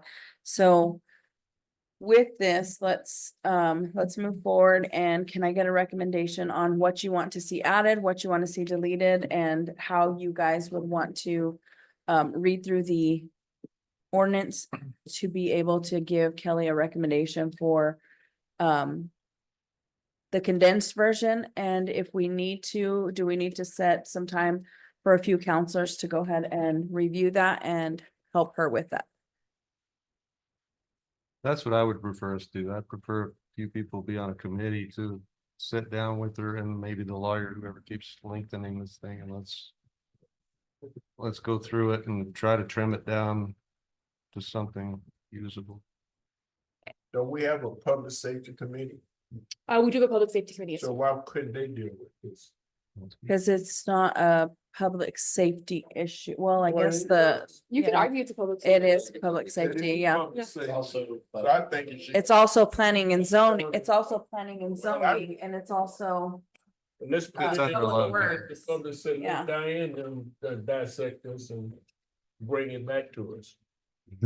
so the meeting for the, when do you have to have this approved by? We don't, We don't. as I said, that's the only problem is we're enforcing things that it says PD can only enforce. So that's that out there. It's completely up to you on when you guys would like to see it back. The Okay, sooner the better. That'd be my recommendation. so, we have I guess we could put this on other business tomorrow or Thursday, We whenever. have a public safety meeting scheduled for Thursday. You do? Yes, Yeah. it's not on the agenda, but, we could add it under other business and see if we can form a committee there. And then do we have any volunteers from the council that would want to be on that committee? I'll be on that committee. Okay. Anybody else? I'll do it. Anybody else? Okay, so Mr. Rackler and Mr. Lopez will work with public safety Good job. to get it condensed with you. So we'll have you an answer on Thursday. Yes, So with that, the recommendation, do we have a motion for the recommendation to move to P and Z? I mean, public safety. Make a motion to move this particular item to public safety for further review. We have a motion by Mr. Rackler and a second by Mr. Robinson. All in favor, please say aye. Aye. All opposed? Okay. Next item is council and staff comments. We will start with the staff. Does anybody have anything that they'd like to add? Yes, Ms. Lester. Just as a reminder, starting on Monday, we will start our summer reading program at the library. We'll be doing it for the next 7 weeks. Registration begins at 10 a.m. on Monday. You can register anytime during the program. The registration is just for the reading and incentive program. You do not have to be registered to attend any of the programs. You can come to as many or as little as you'd like for the children's, the young adults, and the multi-generational program. This year, we have added adult programming and multi-generational. We tried it last year. This year, we're adding to have it every week. So children's is Monday through Friday at 10:30. Young adults and teens is Wednesday, Thursday, and Friday at 2. Multi-generational, which is all ages, will be Wednesday evenings at 5:15 and adult programming on Thursdays at 5:30. We do have some registration required for adults just because adults don't like to be crammed around the table like little kids do that they're wanting to do. So we're gonna have to put some limits for our adults for the room that we have. So we do have some registration there, but it kicks off on Monday for 7 weeks and it's all free. Thank you, Mr. Kathy. If there's no other staff, I would like to thank Tana because their programs at the library are phenomenal. My kids have always enjoyed them and they do an excellent job providing that service to our community. I'd also like to compliment our staff. They continually step up on a day-to-day basis in every department, as y'all are well aware. And then Christine knocked it out of the park today with a very hard transition that we had to take the whole city down for internet and a bunch of other things. And through the great work of her and her associates at Yucca, got everything up and running in a very short time frame. That was greatly appreciated. I would also like to thank all the staff and community who came to our fire event town hall. I realize it was a bad weekend and I apologize for that, but at the same time, it is up on our Facebook feed if you'd like to see it. Thank you. Anyone else? Okay, we always start on this side, so we'll start with Mr. Elkins.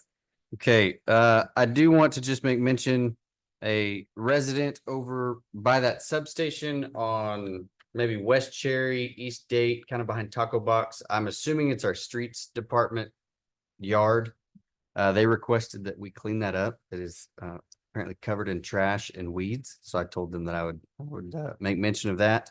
And I also want to mention that July 23rd and 24th, the Portales Country Club is having the first tee of Eastern New Mexico out for a children's golf camp for ages 5 to, I think, 17. So if you want to come out and register your kids, we would love to have you. But that's all I've got.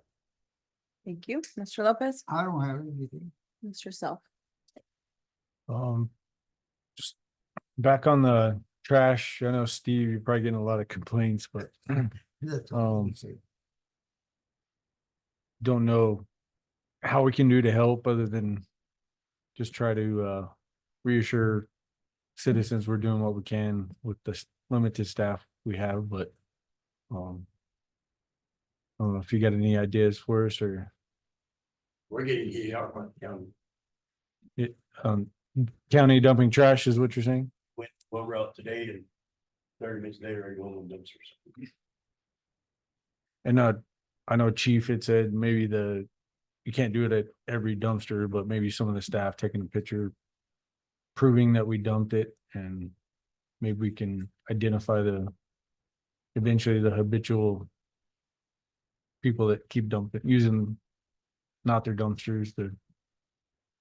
So that's, I've had a really good experience in dealing with all of these, especially when I communicate the number of dumpsters we have and the number of drivers we have. It's right at 1,800 residential dumpsters and almost 200 commercial dumpsters for 2 drivers. So the fact that they are able to get through all of that in 1 week shows their dedication and how well they're doing. And once that is communicated to the community, they are a little more patient and understanding. So I would say that that's helped. 2 drivers. Okay. There's not a single dumpster in the town that hasn't got a big. That's. Hey, I will ask on that, Steve. So I guess this weekend, somebody came and dumped a mattress and a bunch of logs by our dumpster. Well, just in front of it, just blocking y'all's path. So we moved it out of the way. If I load that on a trailer, can I just take that to the convenience center? We all just take that? Okay. Yeah, the convenience centers. All you need is your water bill, just to show that you're this, And there's still 3 days and they're every Tuesday. Yeah, every Tuesday, the Canadian County can bring in things. Anyways. Yeah. So. I don't know how we can make that any plainer to people instead of just dumping it at other dumpsters that they can go and take it to that convenience center. But I have a question. We talked about this a long time ago. And I don't know if it's something that we can do or if it's even a possibility. But we had talked about at one point at each ward, we have 5 wards, 4 wards. Is that, those big blue roll-offs? Do we have those available? Well, Because- This, you wanna go out and monitor it? Yeah, that's the issue, is having enough staff, because we have to have somebody there monitoring it to ensure that the items put in are appropriate. Because we don't have the staff to go through and clean a whole roll off when they put tires and things Just that they paint free cans. on. Things that they cannot accept. We had talked about that, Thing. even putting them like one in each ward in a certain location and advertising it. You know, there's a roll off located at this place. If you have stuff to dump, then go and dump it. But you say we have to have somebody there to monitor it. So what if we have a cleanup day and it's just, you know, what we clean up around the dumpsters? We can do that. Is that what you're? What do we do if somebody's throwing a tire in the dumpster? I mean, how do you know there's enough tires in the dumpster? You're gonna get some through, but Well, that's. if you leave a rollout out, you're gonna have someone with the trailer or a truck full of tires coming dump it. Well, of course, and I don't know, a lot of you, of course, that are new, but we used to have, you know, our Great American Cleanup every year. We would have it in April and we would gather bags of trash and we'd have all these organizations within the city, you know, go out and pick up trash and we'd have the dumpsters and then we'd have a big cookout for everybody, but Well, we had one last year, no one showed up, we need except to, for the airport, but they can't touch nothing, they can't get hurt. we need to advertise it, start that up again or something, because I mean, I know Joe has been working through the Clean and Beautiful grant and is having difficulty finding organizations that are wanting to participate. Thank you. Mr. Robinson, thank you. Yeah, I was approached by the university, vice president of marketing, wanted to know if, the water tower that are being used other than by, communication, if the university could, the city could give them that, you know, so they can put the Greyhound on there or something, and I told them they probably should come to the Public Works Committee, and where should they go? Public Works. Public Works, okay, so I'll get that to the committee Okay. and see, cause they think that they would like to put that.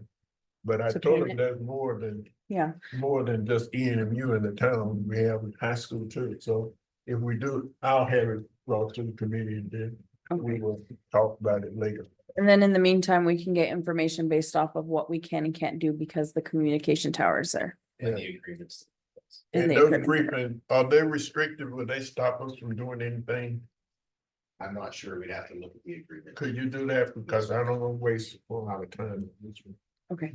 And there's, I don't know, it's not been attacked, but there are a lot of people been attacked me to, because of the fact of this issue we have about water in town. And I'm being told by a lot of people in my district primarily, and they're willing to come here to the council and say what they said to me. That they believe that any issue that we do with water should come to the people. Meaning, they would like to vote on it. And I don't know if that's possible, or if that could be done, or a town hall meeting or something, because they feel like they're being left out of the discussion. The current process under the current political structure is for them to discuss it with their representative, which y'all is the council, and then for y'all to represent them. I'm not sure what it would take to switch that type of discussion. Well, a lot of people leading to the point that they think that we should have a referendum. Whether we should be private or non-private. This has been the sentiment of a lot of people in this town. If it would be helpful, we could develop a poll that we send out through our Facebook. That way it would give council some guidance on which direction the community feels, and it would give them a voice in that situation, if that's something that council would like to direct me to do. Well, I mean, I don't know which way I want to go, but I think that there's a lot of sentiment out there that people think that 9 people should not be the final voice as whether or not we should be private or public. And so I think that we need to do something to appease those folks, because they're the ones who are going to be impacted. So I think that we need to really take this serious, that we just can't sit up here and be the smartest people in the world. we need to let the other people have some input. And that's, And I think moving forward with, whatever we decide at that point, I'm sure we'll have some town halls and some public discussion, and we'll have the public give input as to what they feel before we actually go on to a vote. Because, you know, we've seen before, we have our mind made up and then we hear something else in discussions and then we change our mind. So I think that's what we will do going forward. But if you would like to recommend to do a I poll. guess what I'm saying is that the people understand what we can do. When I'm saying the people saying they want to vote, Yes, that's the center. It's not about town hall or anything. They feel like it should be a referendum. And I think, and I'm hearing that quite a bit.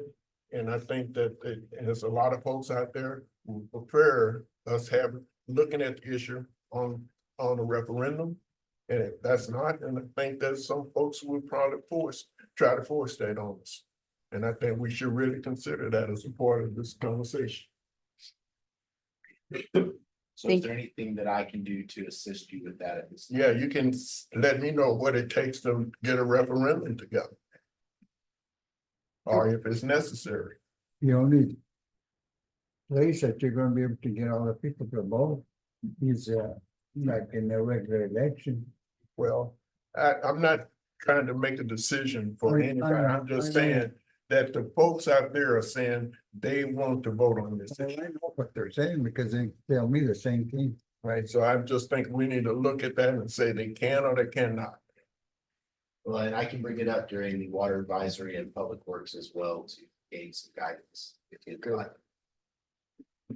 thank you, Mr. Kathy. Thank you. Miss, anything else? That's it. Okay, Mr. Merrick? All right.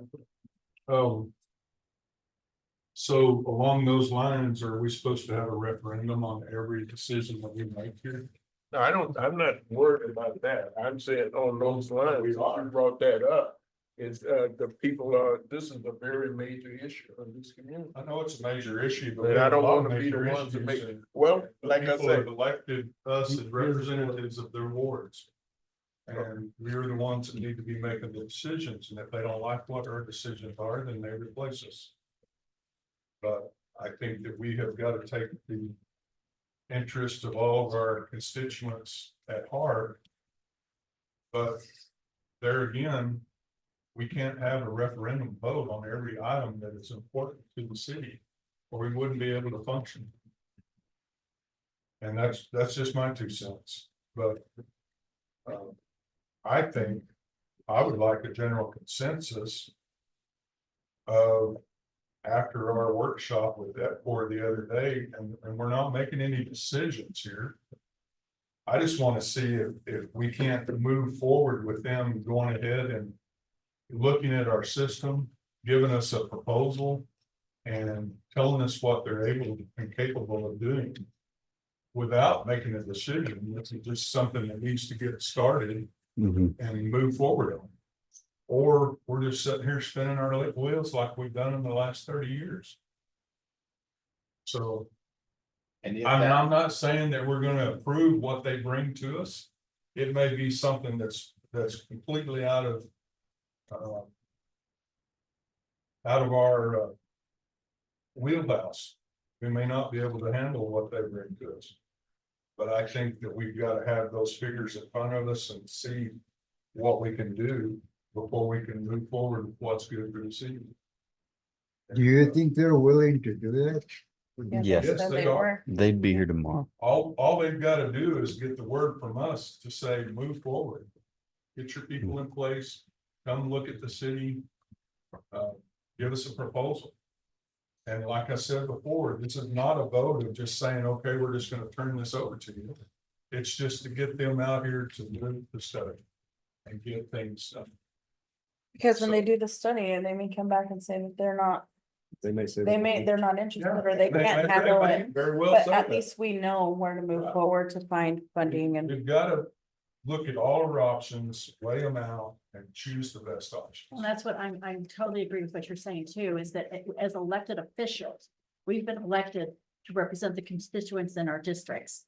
So constituents can get a hold of us and not even necessarily not get a hold of us, get a hold of us. Our town is small enough to where if someone calls me from District A, I'm not gonna say, oh, I'm sorry, I can't help you. No, we are all in this together, but we need to, as a council, show good faith effort that we are looking at all the options, what's best, because we too live in this community and we're paying the same and we're being restricted the same way everyone else is. But we need to make sure that we're looking at all the options. If someone comes to us and says, we can do something for you, show us a proposal, let us know what you can do for us. So we can't close doors and be closed-minded. I think those days are gone. So I totally agree with what you're saying. And On that note, if it is the pleasure of the Public Works Committee, on the fourth, then it will be on the next agenda of the 11th, for city council. What will be? For recommendation to move forward. Recommendation. So is that necessary to go through that for something that's not even an action item? We just want them to come in? You can't make a decision on something tonight. The next meeting's not to the 11th. What decision are we Can't making now? Public Works just say? We're not making, that just. So it would just be, the recommendation to, well, it would just be the approval to move forward to see if we're a fit for them or they're a fit for us. I just The feel that assessment of the we're welfare. always pushing it down the line, waiting another week, 2 weeks to get stuff done when if we're truly running out of water as fast as our engineers say that we are, why are we waiting an additional And I 2 to agree, 3 because, weeks? I mean, we didn't have to go through those committees to get the workshop together with them, to have them come and talk with us. I think we just could make I think not we- even a vote, but just a general consensus of Yes, if we. we move forward. Mhm. And each one of us say yes or no. And then if we've got a majority that says yes, then let's let them come do their study. If you'd like, I can reach out to the attorney and see if that requires council action or just Public Works. Or There's- just us, directing you to move forward. Or I don't know the legality. If that's something. Council. But in something like this, we want to make sure that we cover all bases. and Yeah. check with the attorney. So would you like for us to go ahead and say what we would like the direction to be? That way, whenever you get the legal part out of it, we can just move forward instead of pushing it down the line, or How about if that is the appropriate legal way, I can reach out to each of you and get your individual opinion by email, by CC. I kind of like to make it public tonight if we want to move forward or not. That's. In front of the camera, in front of, to a simple yes or no, do we want to move forward or not? We're not voting on contracts, we're not voting on, that's just my opinion. Well, there's no dollars being expended. That's my deal. So I'd be a yes. But if it's not listed and there's action, then we can't really. well, and it's not an action item, it's an item, it's a direction that the council is giving in their council comments. But I think What we do. I don't know, I'm thinking that, why did we wait too long? Why didn't we do it when the whole people up there were listening? Now, this is just discussion here. I mean, but we're happening down.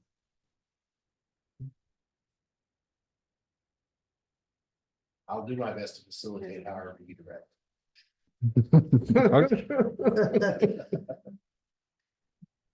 Okay, I'll so, stand by what I said, and I would like to personally say, yes, I would like to move forward for them to assess our water system. Yes, down here. Yes, for me. Yes. Lopez, Oh. Not this way. Huh? Not this way, that we were doing it. yes, Obviously, I'm gonna say no, because this is not the way to do it. That's exactly right. Tell us how to do it. We need to, I just don't want to say yes, that I am for going forward with them, but I don't. You put it on the agenda. and then we I'm come for up- moving forward as well. I would like the legality portion of it looked at, but can we just make sure that it's an action item for next council meeting? Because unless you want to call each of us individually, but we can't just keep pushing the rock down the road. We need to get a move on with whatever we decide. And so if that's the way it has to be, but I wish Steve was here tonight, but And I know there were questions after our workshop and things that we were gonna check into, but those can all be checked into before we have an action item to actually approve. Thing they come up with. This is just basically to get them here, look it over, see what they can offer. So. Well, to me, that same night that those people were here, we could have told them that. I think we could have too. Yeah, I think we waited another week. We shouldn't. No, we could have told them that right there. Go ahead and give us a, So we're doing it now. well, they're not here. I don't want- They're not even here. Well, phone call away. Well, I think we're giving staff the ability to move forward and our recommendation on that. It's nothing. yeah, so let's do it that way. Okay, so what is the official recommendation? Put it on the agenda. We can't have, this is, you Just- can't do this.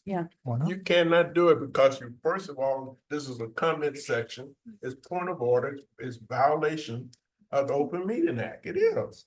You can't make an action here tonight, you can't make no direction to the council, to the staff.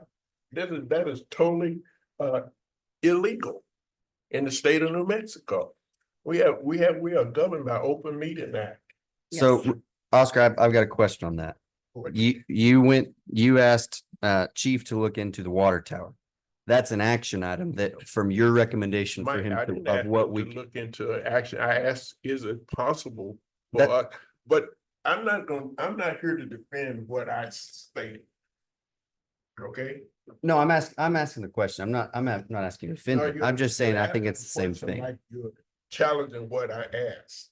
And I'm So not that answering was, so that No. was a request, so his request was to request to see what is possible or not possible, so we can get it onto the agenda. So that's what we need to do with this other. We need to say, TJ, please have this on the agenda for next time. It's all of our faults that we didn't do it at the meeting, and it's all of our faults that it hasn't been on the agenda since, because we haven't requested for it to be on the agenda. You have till Tuesday before the meeting to get it on the agenda. None of us have put that on there. So the best thing that we can do moving forward is to do it legally and to have it listed and direct TJ to have it on the next agenda meeting. Do we need to, I have a question. Does it need to come to water board on Monday and It's Tuesday? already Public on Works? the agendas to be discussed for the water advisory board Okay, and the public. and then we can kind of, whether it's necessary or not, we can make a recommendation from the water board. Yes, we would like to move forward. We can take it to the next, take it to the agenda, which is the following week Tuesday. on the 11th. Correct. So just to do the process, because nothing's gonna happen between now and the 11th at this point anyway. So, So we'll just move forward with that. Is everybody in agreement? Yes. Okay. Okay, TJ, you got it? Okay. Mr. Mayor, next item. The other thing is we've still had a meeting with the co-op.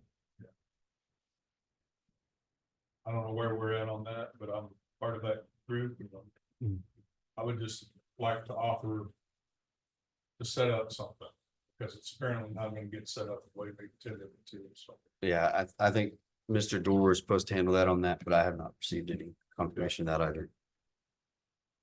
For, So is if I it can for set the up- negotiations? Yes, Okay, if I can set something up there, then I'll let you know. And I will reach out to Mr. Dorr and provide an update with my tomorrow. They had their annual meeting the other day. so, Oh, can I just, tell y'all how we did negotiation, meetings in the past? When I did it with the county, I never, called Mr. Dorr, I just called the county and set up a meeting, or we text or whatever. So you may want to just reach out to Ursula Yeah. and see when they're. Plan both on can. doing that. It's. Go ahead. Well, with the pending litigation aspect, I think it would be wise to proceed carefully. Oh, yes, thank you. This was talked about 2 weeks ago, it's still nothing, so. Okay, Can you get us an update on that in your summary? Another item? No. There's other items that were all pertaining to the course, so I'll just leave those until we actually discuss it, so. Thank you, Mr. Merrick. Okay, update on skate park. Are we done? I noticed that there was some more people out there today doing They'll something. start the landscaping on Wednesday. I'm sorry. We'll start the landscaping on Wednesday. Oh, okay. And what are they gonna do as far as landscaping? He's got a different plan put together. I'll get a copy of that plan and send it to you guys. Cover the dirt. Yeah, yes, I don't got it, but. Kurt's gonna come in and. cover it. Oh, okay, Right. good. Good, we appreciate. So we have not signed off on that yet. Okay, very good. Okay, and then we had talked about this quite a while ago, and I haven't heard anything and I haven't seen anything but more progress in the negative, in the bad, in the fact that there is a residence across the street on 18th from Jane's School. And and I've gotten lots of calls, well, not a lot of calls, but calls from lots of different people. You know, that it's expanding.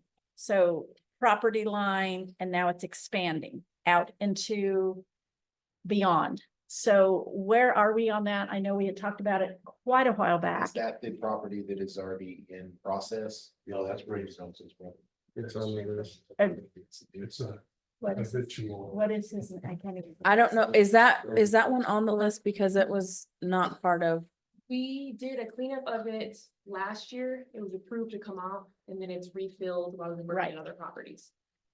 So it'll be one we'll have to restart. That property is hard because it's mostly trailers and cars. And a lot of our ordinance doesn't cover trailers and cars. I know Miss Sarah, before she left, was working on a parking ordinance that covered a lot of that. But I don't believe it's still in motion. So I think in our ordinance, if I'm correct, and correct me if I'm wrong, it has to be that the vehicles are registered and insured. Registered if they're parked on the street. But if they're parked on a yard, they just have to be operable. Or parked on the property. So we can only tell them if they're non-registered, parked on a city street. So could you check on that and see where we are on that step as far as the status goes? But yeah, we'll code enforcement up and see, if we just need to talk to the owner again and Okay. get Very good. something restarted with them. Okay, thank you. That is all. Okay, Mr. Rafa? You ready for this? I have nothing tonight. Thank you. You're welcome. I did wanna, I gave Chris a video. I stopped and went by 18th Street intersection. They do have that culvert completed. The concrete is poured. So. Sorry.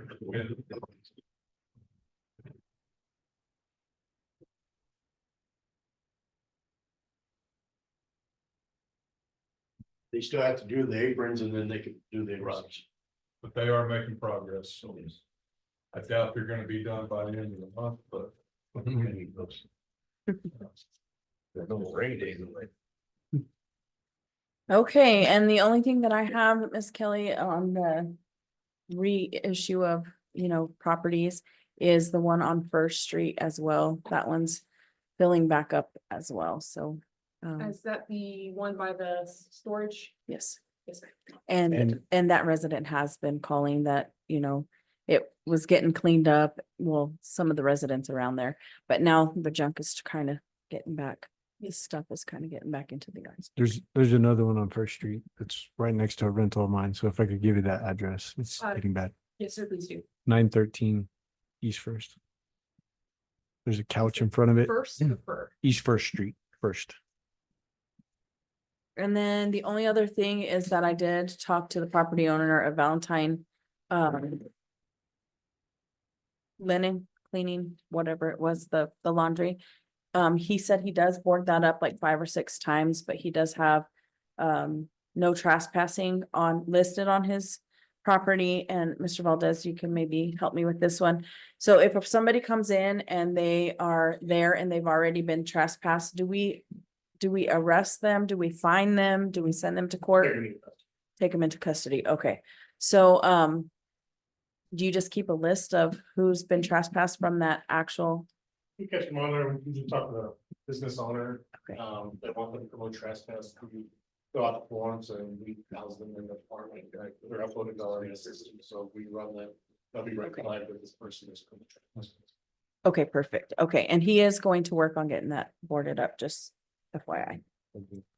Okay, and that's all I have. So with that, we are adjourned.